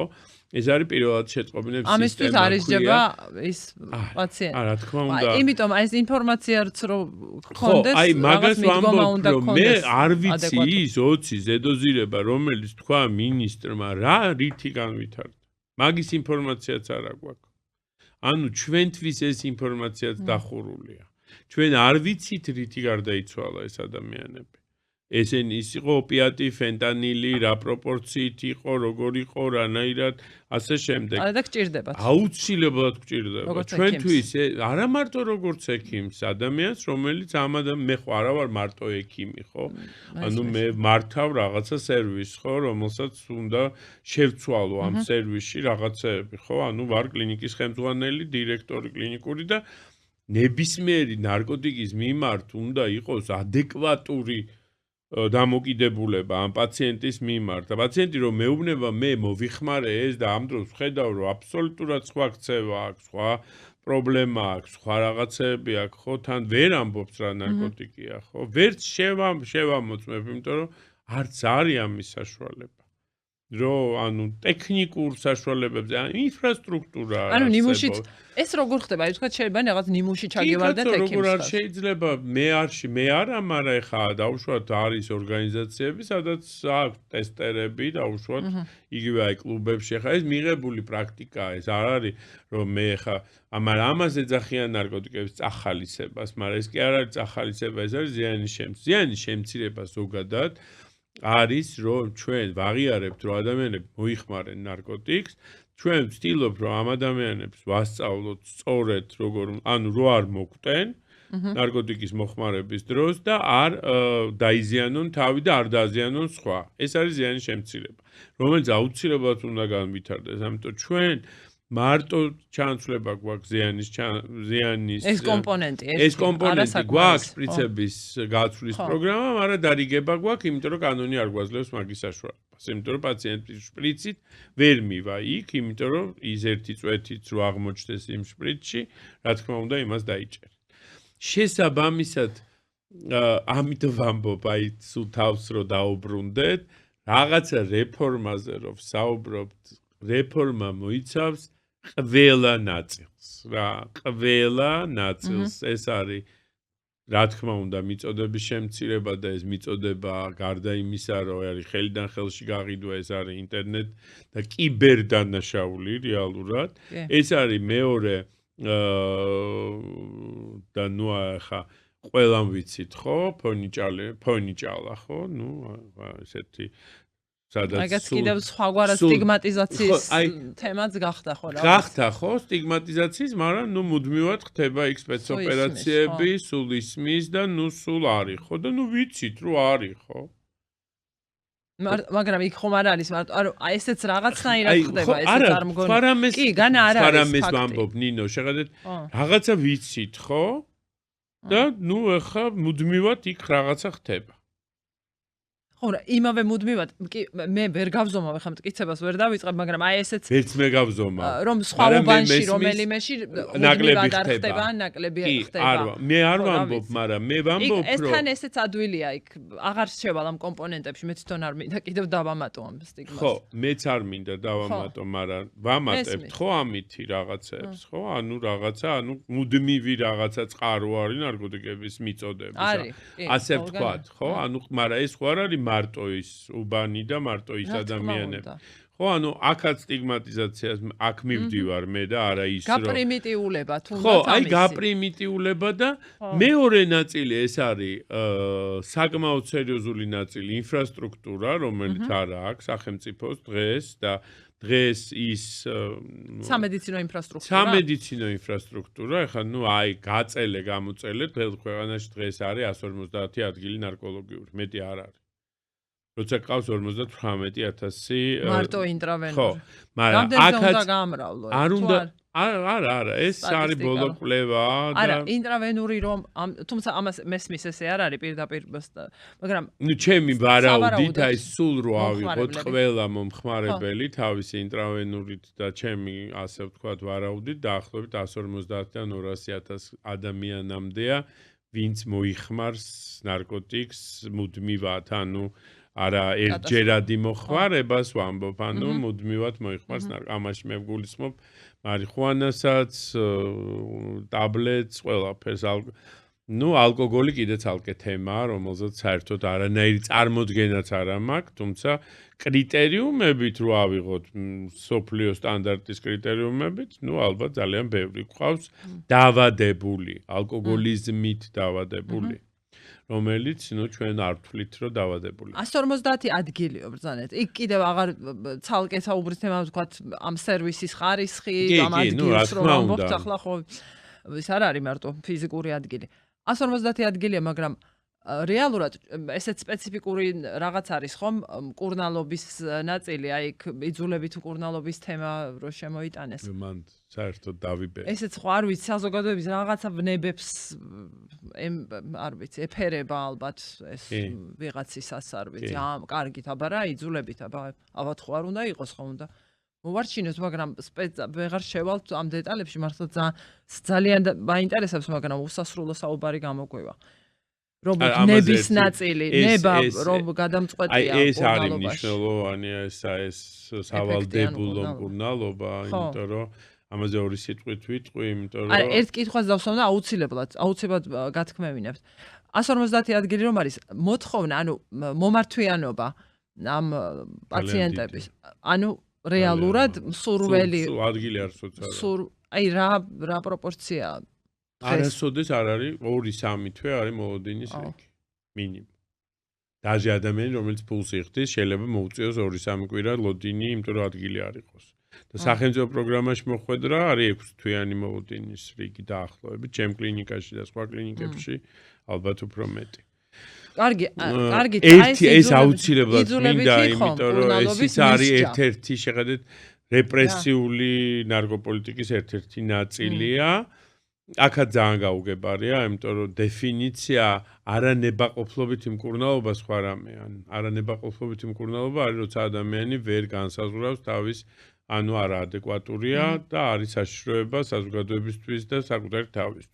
აქ სასამართლო უსჯის არანებაყოფლობით მკურნალობას და ეს არის ფსიქიატრიის განუყოფელი ნაწილი ამ წუთას, თუმცა დღეს მსოფლიო ფსიქიატრია ამბობს, რომ ესიც არ არის სწორი, იმიტომ რომ ადამიანის ნების გარეშე ხდება ეს ყველაფერი, თუმცა არის შემთხვევები, როცა აუცილებელია ადამიანის მაგალითად სუიციდისგან დაცვის, რომ იძულებით მკურნალობა ჩაუტარდეს. სავალდებულო მკურნალობა იყო კომუნისტების დროს. და ეს იყო საგარეჯოს LTP, სადაც უსჯიდნენ მკურნალობას, ანუ ეს არის დაუშვათ იმ მკურნალა ადამიანმა, იქაც იყო რაღაც გარკვეული პერიოდი იმ მკურნალა, მე რაღაც პერიოდის განმავლობაში უნდა გამოცხადებულიყო დისპანსერში, ჩაებარებია ანალიზი, თუ ის არ ჩააბარებდა ან დადებითი აღმოჩნდებოდა, რაღაცა გარკვეული პერიოდის მერე უკვე გადასცემდნენ ისევ იმას და ექიმები წვიტავდნენ და მიუსჯიდნენ მკურნალობას და ეს იყო 1 წლიანი, ან 2 წლიანი, ან 3 წლიანი. არა, ამ შემთხვევაში ადამიანი იყო გარეთ. ანუ ეს არ იყო დამნაშავე, ანუ ეს იყო ნარკოტიკის მომხმარებელი, აქაც დიდი განსხვავება. ეხლა დაანონსებულ, ასე ვთქვათ, ცვლილებებში ეს ადამიანი არის, რომელმაც უკვე რაღაცა მიუსაჯეს. ან დანაშაული ჩაიდინა და არის ნარკოტიკის მომხმარებელი და დამატებით უსჯიან მკურნალობას. თუ იმან დანაშაული ჩაიდინა და მომხვედრილია პენიტენციურ სისტემაში, შესაბამისად პენიტენციური სისტემა ვალდებულია მას უმკურნალოს. ეს არის ესე, იყო. ის გადის მკურნალობას, თუ ის არის ნარკოტიკის მომხმარებელი, ის ან ერთვება ჩანაცვლების თერაპიის პროგრამაში, ან იქ ნახულობს ნარკოლოგი და ფსიქიატრი და უნიშნავენ მკურნალობას. ანუ ეს გვაქვს. თუ ის არის და არის მაგალითად წინასწარ პატიმრობაში. გავაცაჩივრე. მე მაგალითად და ჩემი სასჯელი და გაიწელა ჩემი წინასწარ პატიმრობა, ასე ვთქვათ. ხო ხშირად არის რომ 6 თვით, 7 თვით იწელება ეს წინასწარ პატიმრობა. ანუ მე არაფერი არ მიმისაჯეს ჯერ. შესაბამისად, ანუ ჩემი მკურნალობა გადაიდო 6 თვით. ხო, ანუ ნონსენსია, ხვდებით? თუ ადამიანს არსებობს ალტერნატიული მკურნალობა, როცა მესაჯელის მაგივრად მთავაზობენ მკურნალობას, მაგრამ ეს ჩემი ნებაა. მე ან წავალ ციხეში, ან წავალ სამკურნალო დაწესებულებაში. ხო? ანუ ეს არის ალტერნატიული, ეს არის ასეთი მაგალითები, როცა ალტერნატიულ მკურნალობაზე ვსაუბრობ. ანუ იმდენი ნონსენსია ამ თვითონ ტერმინში და ზოგადად აი სისხლის სამართლის წესით მიუჯიან მკურნალობას, რომ ჩემთვის არის სრულიად გაუგებარი. და არ ვიცი, ვინ განახორციელებს, სად განახორციელდება, ვინ გააკეთებს, რა ინფრასტრუქტურა, სადმე გადაგვყავს, რა შვებით, საგარეჯოს უბრუნდებით და ძველ ვიხსენებთ საბჭოთა კავშირს თუ რას ვაკეთებთ? იქ რა ხდებოდა საგარეჯოში? სამ იყო LTP ერქვა, ლიჩებნა. რას უკეთებდა? არც ვიცი ქართულად როგორ სამკურნალო პროფილაქტორიუმი, არაფერი იყო საწარმო, ბუზების საკლავებს აკეთებდნენ, ოღონდ მართლა გეუბნებით. ბუზების საკლავ, ჩვეულებრივი ციხე იყო, ზონა იყო, სადაც ეს ადამიანები ამუშავებდნენ. ან ევალებოდათ შრომა. იყო ექიმი, რომელიც რაღაცა, მაგრამ იქ რა თქმა უნდა იყო ძალიან ბევრი ნარკოტიკი, ახლა როგორც ციხეებში საბჭოთა კავშირის დროს და ასე რომ იქ ჩვეულებრივი ასე ვთქვათ, არანაირი შედეგი იმ მკურნალობას ზოგადად ქვეყანაში არ გვაქვს, ეხლა გამეცინა, მაგრამ წარმოვიდგინე ბევრი ადამიანისთვის რა ჯოჯოხეთი იყო ის გამოცდილება. მის ჯილი ქონდა ერთი წელი ციხე, ზონა, ჩვეულებრივ ციხეში იყავი, ოღონდ ერქვა ამას ამკურნალო. ოღონდ ექიმი გიჟჯიდა. ესე ვთქვათ, ეს სამედიცინო კომისია, რომელიც გადმონაშთი დღესაც არის, ანუ დიაგნოზი ახლა სამი ექიმი სვამს ჩვენთან ნარკოლოგიაში, რასაც ვერ მივახციეთ, რომ ერთმა ექიმმა შეიძლება დასვას დიაგნოზი, ანუ სამი ექიმი სვამს დღეს ეს კიდე, ანუ საბჭოთა კავშირის შეხედეთ ბევრი კანონებში, ბევრი რაღაცები არსებობს. არის 274 მუხლი სხვათა შორის.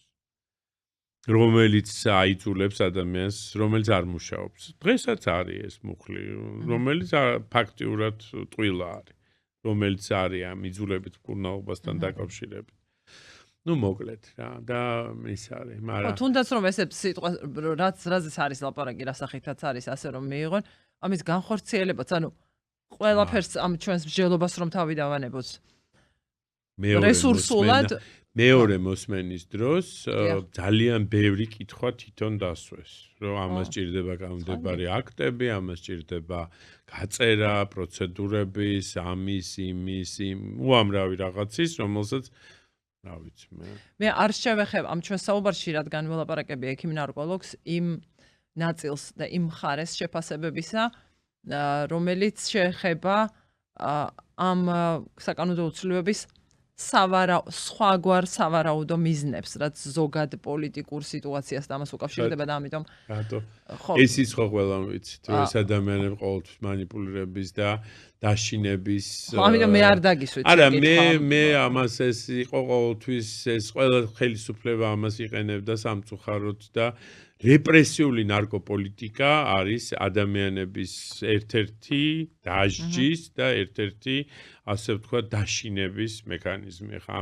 ეს ჩვეულებრივი ამბავია, ანუ აქ ამას ვერსად ვერ გავექცევით, ახლა ფილიპინებზე რომ დაიჭირეს დღეს პრეზიდენტი, რომელიც ხრიტავდა და დღეს გაგაშია, ზუსტად მაგიტო დაიჭირეს, ზუსტად მაგიტოა დღეს ჰაგაში, რომ ის ქუჩაში ხრიტავდა ნარკოტიკის მომხმარებლებს და დღეს ფილიპინებში რაც ხდებოდა და ხდება ნარკოტიკის მომხმარებლების უამრავი გაეროს რეზოლუცია მიღებული ამასთან დაკავშირებით, მაგრამ არანაირი შედეგი ამაზე არ მოყვა სამწუხაროდ და დღესაც ხრიტავენ იქ ადამიანებს.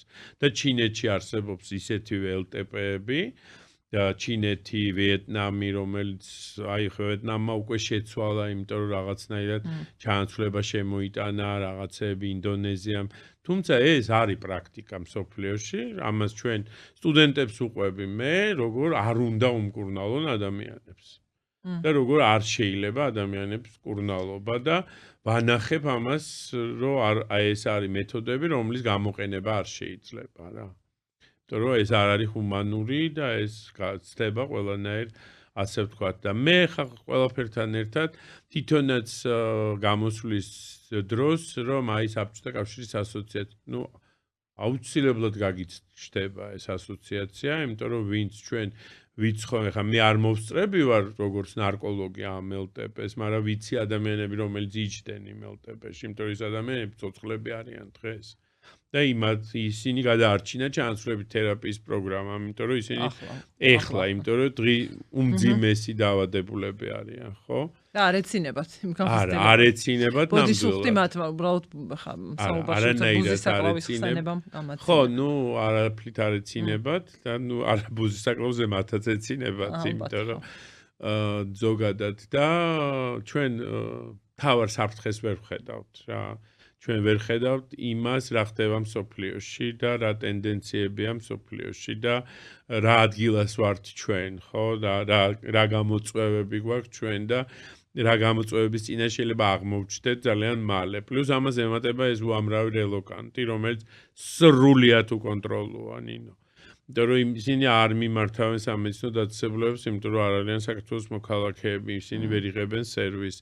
იმათ ყავთ თავიანთი ესეთი დახურული ასე ვთქვათ სივრცე ეს როგორ ვთქვა კომუნიტები სადაც თვითონ და არის იქ ბევრი ნარკოტიკის მომხმარებელი და ისეთი ნარკოტიკის რომელიც საქართველოსთვის არ იყო დამახასიათებელი გარკვეული პერიოდის მანძილზე და ეს გამოცდილება მოვიდა თქვენამდე მოვიდა რა თქმა უნდა ნუ იმიტომ რომ ნუ იქიდან ვიღაცები აღმოჩნდნენ მძიმე მდგომარეობაში და პლუს დაჭირდათ დახმარება ანუ ვეღარ მოერიან საკუთარ თავს და ეს რელოკანტების რაოდენობა ძალიან ბევრია და იქ მაგალითად ალკოგოლიზმის და ნარკომანიის პრობლემა ძალიან სერიოზულად დგას და არც შორს არიან გასაღებასთანაც მაგ ადამიანები. ანუ ეს არ არის, ეხლა მე ვერავის ვერ დავაბრალებ, მაგრამ ნუ ზოგადად რაც მე ვიცი და რაც მე ჩემთვის არის ცნობილი და ვიცი ეხლა ბევრი რაღაცეები რაც ხდება, ეს ადამიანებიც არ დგანან შორს ამ ნარკობიზნესთან და ამ darknet-თან რა და ამიტომ ბევრი გამოწვევა გვაქვს რა და რომ ამკაცრებ და სხვას არაფერს არ ახვედრებ, ხო? და სხვას არაფერს არ თავაზობ, თუნდაც ჯანსაღი ცხოვრების წესს, რომელსაც აცხადებ, იქ მაინც გითხარით რა იქნება, უფასო იქნება ბასეინი და ბავშვს მივიყვან და იცურავებს კვირაში 3 ჯერ, ან რაღაცა ფეხბურთის მოედნები იქნება, სადაც ბავშვი მივა და ფეხბურთს ასწავლიან და ან ტენისის კორტი. აი რა იქნება, რაში რას შვებით, ხო? რას ნიშნავს ჯანსაღი ცხოვრების წესი? თუ ჯანსაღი ცხოვრების წესი ნიშნავს დაუშვათ პატრულ ინსპექტორს და საბავშვო ოთახებს, რომელიც იყო კომუნისტების დროს, ხო? რაღაცა ასევე სადამსჯელო. იმიტომ რომ ჩვენ პრობლემა გვაქვს თინეიჯერებში 13-14 წლის მომხმარებლები გვყავს დღეს. სკოლებშია პრობლემა, ბატონო ზურაბ. და მე ამაზე აი რაზე არ მომისმენია სიტყვა და ამას. რა სფერო გითხრათ, სადაც პრობლემა არ აქვს. ქალებში გვაქვს უზარმაზარი პრობლემა. ქალები მომხმარებლები, რომლებიც იმალებიან, სექს-მუშაკები უამრავი ბათუმში, რომლებიც არიან ნარკოტიკის მომხმარებლები და ძალიან დიდი რაოდენობა ნარკოტიკის მოხმარებას თვითონ და თავის კლიენტებს თავაზობენ. ძალიან ბევრი პრობლემები გვაქვს. უამრავი პრობლემები. არც კი ვიცი რა ხო და მაგიტო ვამბობ რომ შენ რო კანონს ამკაცრებ და სხვას არ ხედავ ამის იქეთ ხო ეს ხო არის ყველაფერი რეფორმას რომ მაშინ დავარქვათ რომ არის სისხლის სამართლის კოდექსის რეფორმა და არა ანტინარკოტიკული რეფორმა ხო რომ ჩემთვის ანტინარკოტიკული რეფორმა ეს არის კანონის ცვლილება სხვა ბევრი მიმართულებით ეს არის ინფრასტრუქტურის შექმნა, ეს არის პრევენცია, ეს არის ზიანის შემცირება და ამის ყველაფრის გააზრება გლობალურად რა ხდება. იმიტომ რომ ტენდენციები იცვლება დღეს ფსიქოდელიური ნარკოტიკები სხვა კატეგორიაში გადავიდა, სამკურნალო, მარიხუანა გადავიდა სამკურნალო კატეგორიაში დაუშვათ როგორც ონკოლოგიური პაციენტებისთვის, ანუ ბევრი კარგი თვისებაც აღმოაჩნდა დაუშვათ. ისევ არ ჩაგითვალონ. არა, ჩამითვალონ ამას პირდაპირ ვიძახი, იმიტომ რომ დღეს არის ამის საჭიროება. არის უამრავი ბავშვი, რომელსაც და არის უამრავი ადამიანი, ვინც ქიმიოთერაპიას გადის და ეს არის ჩემი გამოცდილება პირადი, რომელიც ვერ იტანს ოპიატს და მას სჭირდება ანტიმიმეტიკები, რომელიც ანუ სხვა ტიპის გამაყუჩებელი საშუალებები, რომელიც მესმის ხო, უბრალოდ ზოგადი აუდიტორიისთვის აღქმა სხვა იქნება ვიდრე ექიმს რომ ლაპარაკობ და სულ ვიტყვი ამას, იმიტომ რომ ჩვენ გვჭირდება დღეს DCP-იანი ბავშვებისთვის გარკვეული პრეპარატები, რომლებიც დღეს უკვე მსოფლიოში FDA-ს მიერ არის დაშვებული და ხსნის სპაზმს და პარკინსონის დროს, ალცგეიმერის და ასე შემდეგ.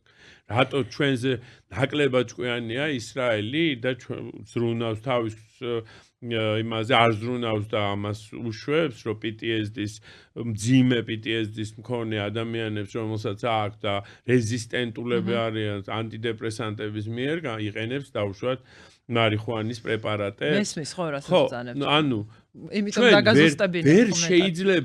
არ შეიძლება არ ავყვეთ სოფლიო ტენდენციას, რაც დღეს სოფლიოში არის და ვიბრძოლოთ იმასთან, რასაც არ უნდა ვებრძოლოთ რა. აი თქვენ ახსენეთ თუ კიდე დავამატებ უბრალოდ და თუ გინდა რომ ხო იცი რომ ყავს ამ მარიხუანის მომხმარებელი. ხო იცი რომ არის და უამრავია ხო ეს ადამიანი. შენ ამ გამკაცრებით ხო ასტიმულირებ უფრო შავ ბაზარს ხო. არ ჯობია შენ თვითონ მოახდინო მაგის რეგულირება როგორც სახელმწიფომ და დაუშვათ რაც ამერიკამ გააკეთა ეს არის სამკურნალო მარიხუანა, სადაც ადამიანი რომელსაც დაუსვამენ დიაგნოზს რომ ის არის მომხმარებელი მარიხუანის და არ შეუძლია სხვანაირად ძალიან ბევრია ესეთი ადამიანი, მინდა გითხრათ, რომელიც მოიხმარს ჩვეულებრივად როგორც მე ეწევი სიგარეტს, ისე ეწევა ის მარიხუანას.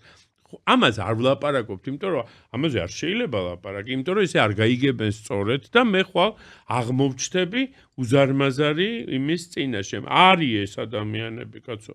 გახსენი ცენტრები სამკურნალო მარიხუანის მიეცი ამ ადამიანს, რომ ის შავი ბაზარი აღარ ასტიმულირო, ხო? და შენ გახადე და იყიდის ის ადამიანი შენგან და პრობლემა მოეხსნება, ხო? რომ არ ირბინოს ქუჩაში და სპიჩკებს არ სდიოს, ხო? და ხარისხი გააკონტროლე, ხო? ამისი ყველა. ეს არის ლეგალიზაცია, ეს არის ლეგალური ბაზარი. მეტი კი არაფერი არ არის. ლეგალიზაცია ჩვენ თან გონიათ, რომ აიღება და სემიჩკას რო ყიდის, ეგ ვიღაცა ან იმას, იქ გაყიდის მარიხუანას. არ არის. თამბაქოც ლეგალურია დღეს საქართველოში და ალკოგოლიც. და მას აკონტროლებს სახელმწიფო, იმიტომ რომ აკონტროლებს ხარისხს. ნუ ხა რამდენად სწორედ არასწორედ ეს კიდე სხვა საკითხია, მაგრამ არის ლეგალური. ანუ როცა არსებობს კონკრეტული მიზანი მოხმარების შემცირების, ან როგორ არ მოახდინო მეტი მოხმარების სტიმულაცია, შემდეგ უკვე ეძებ გზებს, როგორ მიიღო ეს შედეგი. მესმის გასაგებია აბსოლუტურად, რასაც ვცანებთ. თქვენ ნოზურობ ახსენეთ, იქ რაღაც 4 წლის ბავშვსო და ასე შემდეგ, როგორ აღჭურვო ისეთი ცოდნებით, რომ კონკრეტულ სიტუაციებში ჩვენ ხომ მე შვილებს იქნება შვილიშვილებს მოკლედ ერთმანეთს ხომ ვერ დავსდებთ ასე და ასეთი ამდენი კარგებიც ხო არ ვართ, კარგიანებიც. რომ ესე ვთქვათ უფრო ისეთი რისკის ქვეშ ვიყოფები ვაკონტროლოთ. აი ეს აღქმაც ამ პრობლემის ცდარი არის, იმიტომ რომ ყველას გვეხება. ყველას გვეხება როგორც ყველა დაავადება. აი ეს უნდა დავიჯეროთ, რომ ვიღაც კი არ არის და გადაყარეთ ის ვიღაც არ ვარგა ეთყობა, იმიტომ აღმოჩნდა ამ მდგომარეობაში. ხო, აი ამას თუ დავახწევთ თავს, შეიძლება რაღაც ერთი ნაბიჯი წინ იყოს. ვინ ინფორმირება საზოგადოების, აი რაც კიდევ სადაც სრული ვაკუუმია შეიძლება ითქვას. არის და ეს არ არის როგორ ვთქვა ესეთი კომერციულად კარგად გაყიდვადი თემა, რომ ახლა მოდით მე თქვენ, აი ჩვენ რომ ვლაპარაკობთ, ხა არ ვიცი, ვნახავთ რამდენი რა ის ექნება, გავრცელება ამ ჩვენს საუბრის ჩანაწერს ინტერნეტში მათ შორის. ვინ უნდა ილაპარაკოს ამაზე? ბაღში. ბაღის პედაგოგი უნდა გადავამზადოს სკოლაში. ყველამ ნებისმიერი ადამიანი, რომელიც დღეს ურთიერთობს ადამიანთან, რომელიც რაღაცას ასწავლის და რაღაცას uvlis. ხომ და ვიცოდე ეს როგორ გავაკეთე. მაგითო ვამბობ, მაგრამ მივდივარ.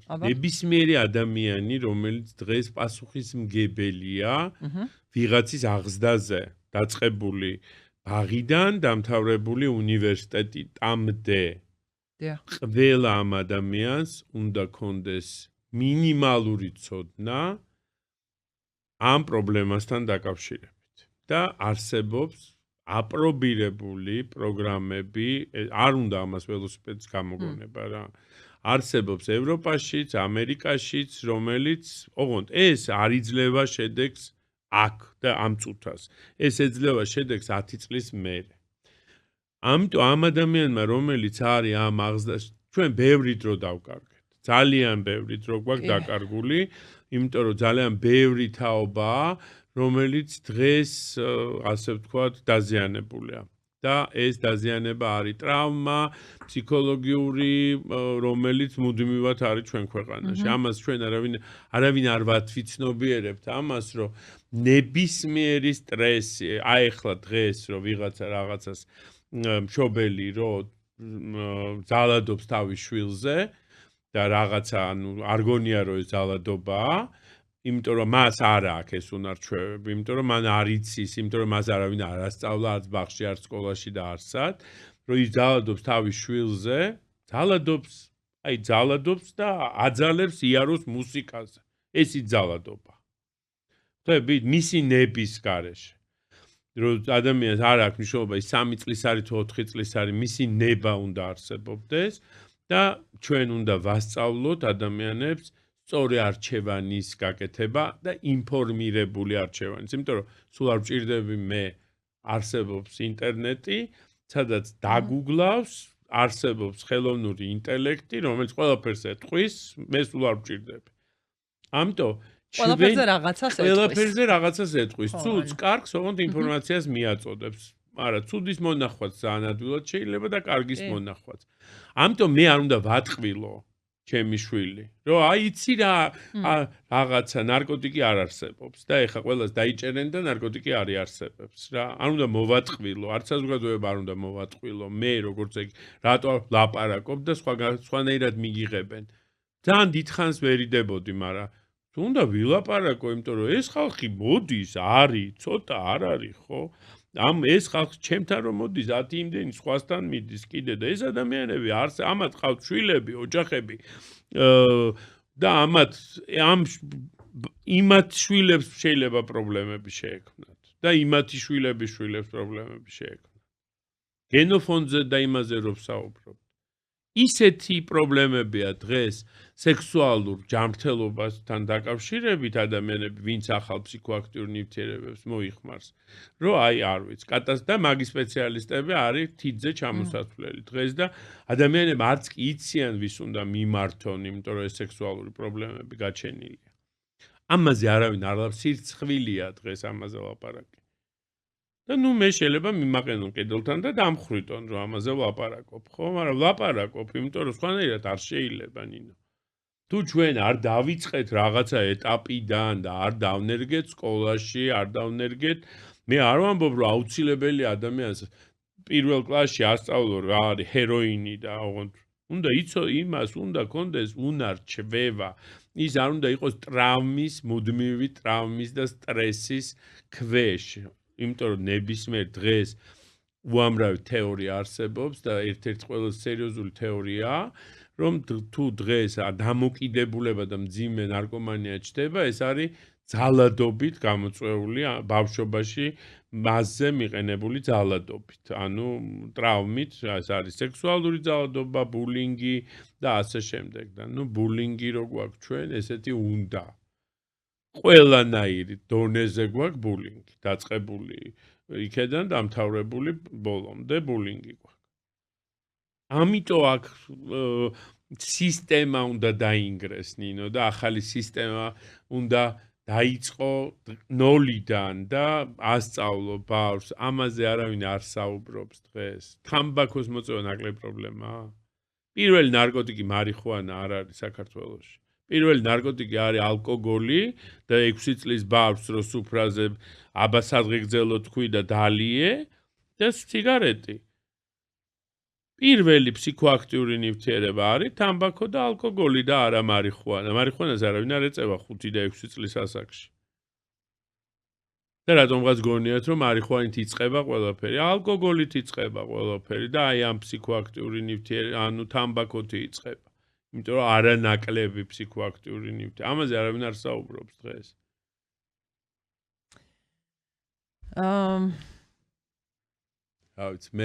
მეც მწვეველი ვარ სამწუხაროდ. არა, მეც მწვეველი ვარ, ეხლა მე ვარ დამოკიდებული და ვიცი ჩემი პრობლემა და ნება, ნუ ახლა რომ მომინდება დავანებებ თავს, მაგრამ არც მაგის საშუალება არ არის დღეს, იმიტომ რომ არ იყიდება პლასტირი, რომელიც დაუშვათ, ანუ რაღაც საშუალებები არსებობს, გარდა დაუშვათ ჩემი მარტო ნებისა და იმ სიგარეტზე დახატული რაღაცეებისა, ხო? მაგრამ დღეს რომ მოგინდა შენ ანტითამბაქოს პლასტირის ყიდვა, რომელიც დღეს ძალიან აქტიურია და ან რაღაცა მედიკამენტის, რომელიც გამოიყენება, არ არის. იმიტომ რომ ამაზე არავინ არ ლაპარაკობს. სტუდენტები კი გაგვიგრძელდა, მაგრამ ხო მე არ მინდა ბოროტად ვისარგებლოთ, ან თქვენი მზადყოფნით საუბრისთვის. სტუდენტებს ვუყვებიო და ვუზიარებო ამ დარგის მიმართ ინტერესი ძალიან მაღალია. არის. საგნის მე ხარ ვასწავლი ექიმებს, მე ვასწავლი საზოგადოებრივი ჯანდაცვის სპეციალისტებს. და ეს დარგი დაამატეს, ანუ ადიქტოლოგია ესეთი დარგი კიდე, გარდა ანუ ეს არის კლინიკური ნარკოლოგია, ეს არის ადიქტოლოგია, რომელიც ნებისმიერ სპეციალობის ადამიანს შეუძლია გახდეს ადიქტოლოგი, ანუ ადამიანი, რომელიც დამოკიდებულებას მართავს. და საკმაოდ მაღალია, მინდა გითხრათ, რა აი მაგისტრებშიც ეხა დაუშვათ, აი ეხა ყავს 7 მაგისტრი, რომელიც ამ თემაზე წერს, დაუშვათ სამაგისტრო ნაშრომს და ილიაშიც არის ეს ადიქტოლოგიის დაუშვათ მაგისტრატურა, სადაც სწავლობენ, ანუ მუდმივად ამ სპეციალისტების დეფიციტი არსებობს ჩვენთან დაუშვათ, მაგრამ ზოგადად დარგში არსებობს დეფიციტი სპეციალისტების. როგორც სამედიცინო, ანუ ინფრასტრუქტურაზე რო ვსაუბრობ, ექიმები არ აქვს, ექთნები არ აქვს რეალურად, იმიტომ რომ ამ ადამიანებთან არ არის ესე ადვილი მუშაობა და პლუს ყველაზე დიდი პრობლემა რაც არის ამ ქვეყანაში, ინსტიტუციური პრობლემა, ეს არის ფსიქიატრიის და ნარკოლოგიის გაყოფა ინსტიტუციურად და ამ დარგების ცალ-ცალკე არსებობა, იმიტომ რომ ამ ახალი ფსიქოაქტიური ნივთიერებების შემოსვლა შექმნა უამრავი ინსტიტუციური პრობლემა და საკანონმდებლო პრობლემა და პაციენტები არიან ჰაერში. ადამიანები, ვისაც დღეს აქვს ორმაგი დიაგნოზი, ანუ ფსიქოაქტიური ნივთიერების მოხმარება და დაუშვათ პიროვნული აშლილობა, შიზოფრენია, სხვა რამე დაავადება, ეს ადამიანი არის ჰაერში. და თუ კი საჭიროების მქონე ადამიანები და თუ კი არა არიან საჭიროების მქონე ადამიანები და ბევრნი. აქ რატომ არ მუშაობს ეს მოთხოვნა მიწოდების ჯაჭვი? ეს როგორ თქვა, გადახდის უნარო არის დიდი ნაწილი და დიდი ნაწილი გადახდა. თუ რატომ არ ძალიან ცოტა საფინანსებს სახელმწიფო, აი და ანუ შეხედეთ უამრავი საკანონმდებლო ლაფსუსია, რომელიც დღეს ჩვენ არ გვაძლევს საშუალებას ამბულატორიულად უმკურნალოთ პაციენტს. ანუ მაგალითად მე ვერ მივცემ პაციენტს რაღაცა მედიკამენტს, რომელიც მას სჭირდება. და ეს მეოთხედი გახდება ფასი მკურნალობის, თუ ის ადამიანი გადავა ამბულატორიულ სერვისში. სტაციონარი არის ძალიან ძვირი, ასე ვთქვათ, ფუფუნება და დღეს მსოფლიოში სტაციონარული მკურნალობა ნარკომანიის რეალურად კვდება. ანუ ფაქტიურად ხვდება სტაციონარში მხოლოდ ადამიანები, ვისაც აქვს მძიმე ფსიქიკური აშლილობა, ანუ აი არანებაყოფლობით ჭირდება მკურნალობა, ან ჯანმრთელობის უმძიმესი პრობლემა, რომლის გამოც მას ამბულატორიულად მუდმივი მეთვალყურეობა ჭირდება გარკვეული პერიოდი. ჩვენ ქვეყანაში სანამდე არ დაინერგება ამბულატორიული მკურნალობა, რაც არ უნდა 10 და ჯერთი ვერ გავხსნით ამდენ სტაციონარს, იმიტომ რომ ექიმი არ არის. ამ ექიმები რო შევქმნათ, ის ექიმები დღეს რო დაამთავრებენ, მზად არ არიან ესეთი გამოცდილება ჭირდებათ და რეალურად დამოუკიდებლად მუშაობა ძალიან გაუჭირდებათ, იმიტომ რომ ძალიან დიდი გამოწვევებია.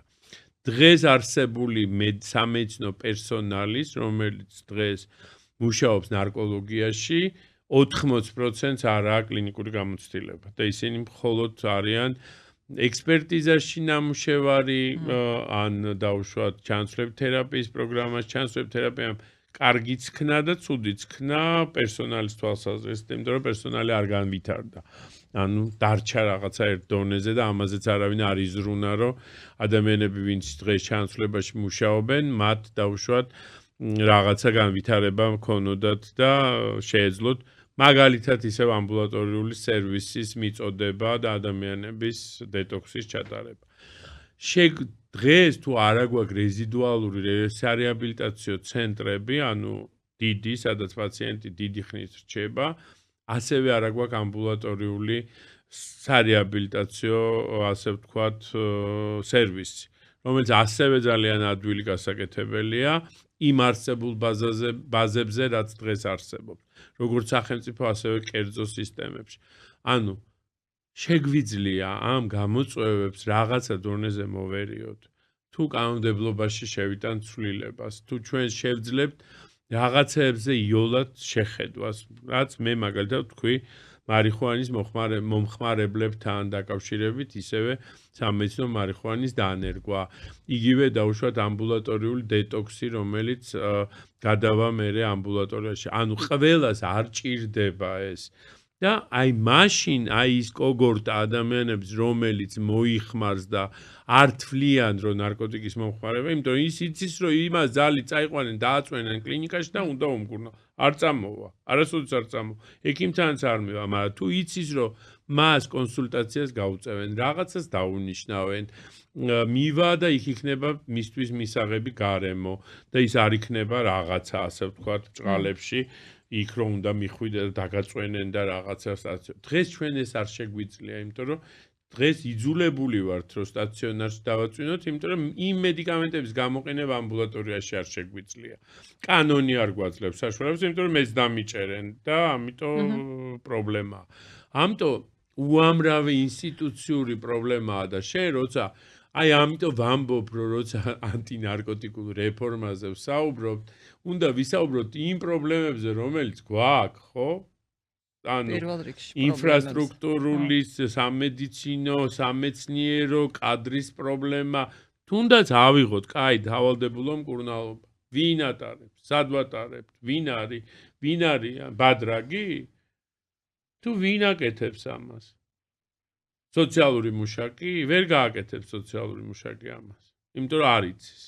არ იცის და მე მუშაობდი 2012 წელს, როცა მოვიდა ეს ხელისუფლება, მე 3 წელი მუშაობდი პენიტენციურ დაწესებულებაში. ეს არის ყველაზე ჩემი ცუდი გამოცდილება ჩემ ცხოვრებაში. ყველაზე მძიმე და ყველაზე დიდი დაღი, რაც მე დამასვა ამ ჩემმა პროფესიამ. რატომ? იმით რაც ნახეთ თუ? იმით რაც ნახე, იმითი რაც იქ იყო ამ რეპრესიული ნარკოპოლიტიკის ის რაც მოიტანა წინა ხელისუფლებამ ამ და ეხლა ეს ხელისუფლება იგივე უნდა გაიმეოროს, რაც წინა ხელისუფლებამ გააკეთა და რატო გამაგებიეთ? რატო? თქვენ არ ვიცი ხო რა ვიცი რა. ვინც 2012 წელს ციხეში შევიდა და ნახა იქ ადამიანები, რომლებიც იყვნენ ნარკოტიკის მომხმარებლები და იყვნენ დამოკიდებული ფსიქოაქტიურ ნივთიერებებზე, ის დღეს როგორ შეიძლება ფიქრობდეს, რომ იგივე უნდა გავიმეორო? არ ვიცი, ვერ ხვდები. არც ვერც მე. რამე პოლიტიკური მოსავალია? არ ვიცი და ის კიდე რაღაცა ყველაფერს ეს ხო არ არის დიდი ქვეყანა ხო? ჩვენ ხო არა ვართ რაღაცა ხო? ძალიან პატარა ქვეყანა ვართ და ძალიან ადვილია ამის ყველაფრის გაკეთება. ნაკლები რესურსით, ნაკლები მიიღო მართლა. რომ მიიღო სერიოზული ეფექტი. ისე თავის დროზე რაღაცა როცა ირჩევდით ამ პროფესიას რა მაინტერესებს. ძალით მოხდი სხვათა შორის ამ პროფესიაში. არა ჩემი ნებით ასე ვთქვათ, მაგრამ ძალიან დამაინტერესა. როგორ? მე ვარ რეანიმატოლოგი, ნეირორეანიმაციაში მუშაობდი, მე გაიხსნა ტოქსიკოლოგია მიხაილოვის საავადმყოფოში და იქ გაიხსნა პირველი ნარკოლოგიური კლინიკა და იქ მუშაობდი როგორც რეანიმატოლოგი ამ ადამიანებთან. ანუ იქ რაღაცა მეთოდი იყო და ამათ მეთვალყურეობა ჭირდებოდათ, ასე ვთქვათ. ნარკოტიკის მომხმარებლები წვებოდნენ იქ და მკურნალობდნენ და იქ რაღაცა აზარტი 90-იან წლებია ეს და რაღაც აზარტში იმიტომ რომ ძალიან აზარტულია ეს და ძალიან საინტერესო ადამიანები არიან, ადამიანები, რომლებიც მოიხმარენ ნარკოტიკს.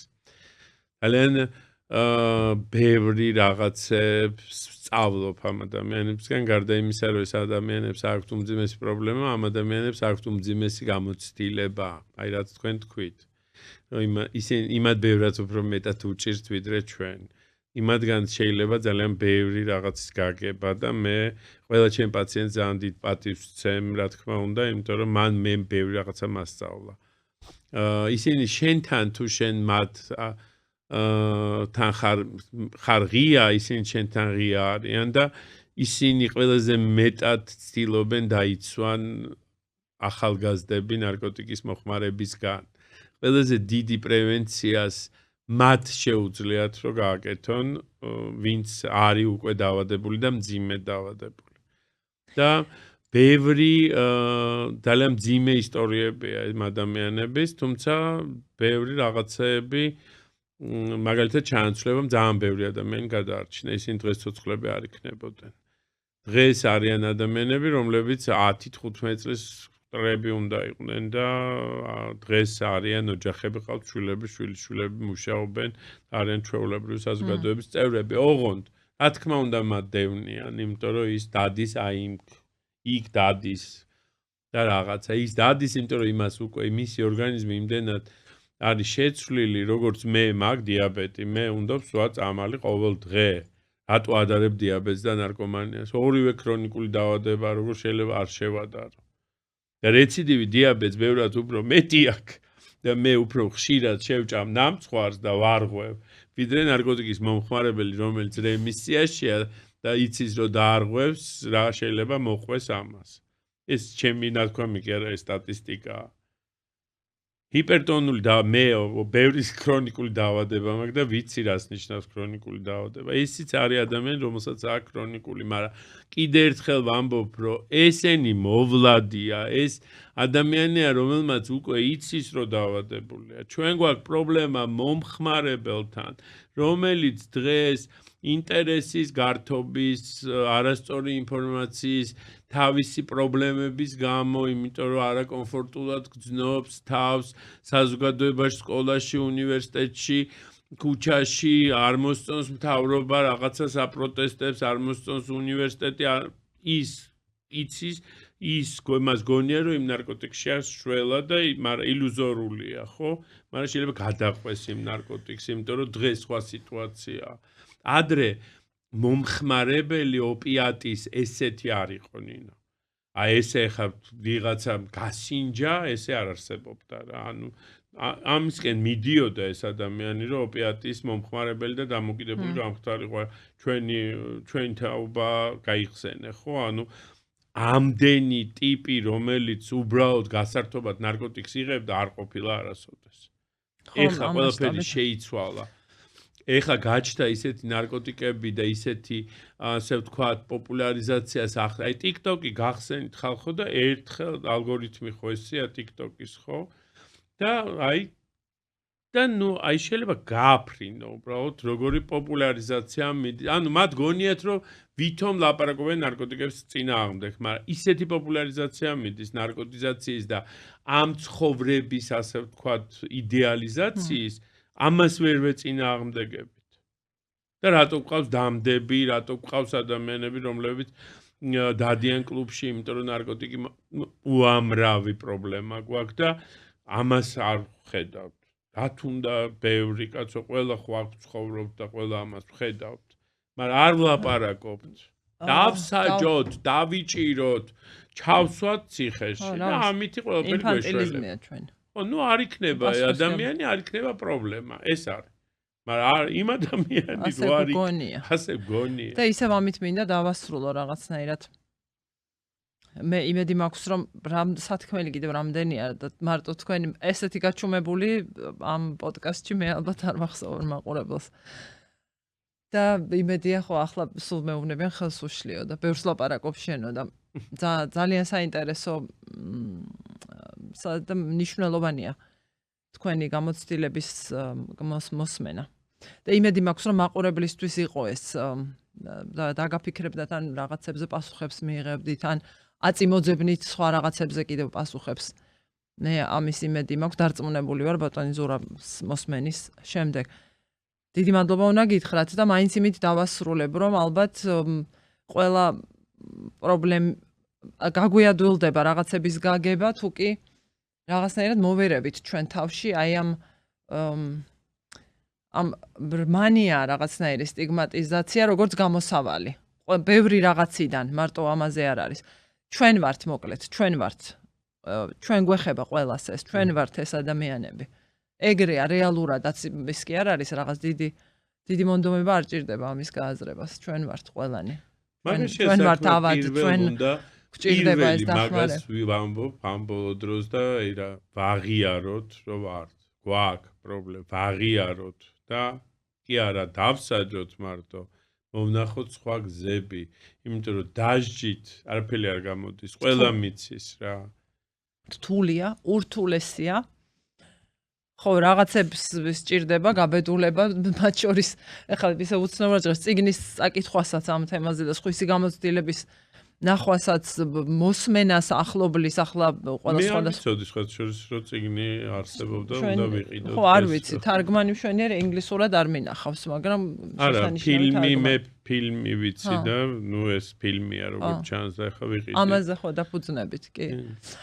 და ხო გაბედვა ჭირდება განა არა ადვილი არც ის არის რომ გაიაზრო მოისმინო სხვისი ეს ტკივილი ნუ შევეცადოთ მაინც რა ვიცი ჩვენ საუბარი შეგვიძლია შეგმოგთავაზოთ ნინო იმიტომ რომ ყოველთვის შენ მე რაც რა ვიცი არ ამ დარგში მე ვარ ამ დარგში ხარ სულ ნუ ანუ სულ ყოველთვის აშუქებ ძალიან კარგად და უბრალოდ კრიტიკული რაღაცა დგება კრიტიკული ზღვარი როცა რაღაცების გადააზრება გჭირდება და უნდა აყვე იმ სიტუაციას რომელიც არსებობს რა და არ გამოვა რა ეს რაღაცა სტრაუსის პოზიციაში ყოფნა ხო არ გამოვა ერთი და ხო ადამიანები იწირებიან კონკრეტული ადამიანები იწირებიან და ადამიანი არის თავარი სიცოცხლე ადამიანის სიცოცხლე არის თავარი და მასზე ზრუნვა და ერთმანეთზე ზრუნვა ცოტა ისე გამომდის რაღაცნაირად.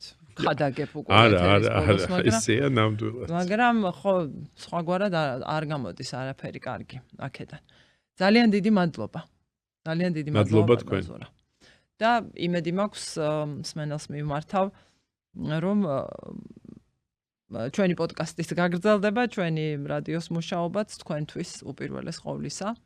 ასე რომ შევხვდებით შემდეგ პარასკევს კვლავ 17 საათზე. Droebi.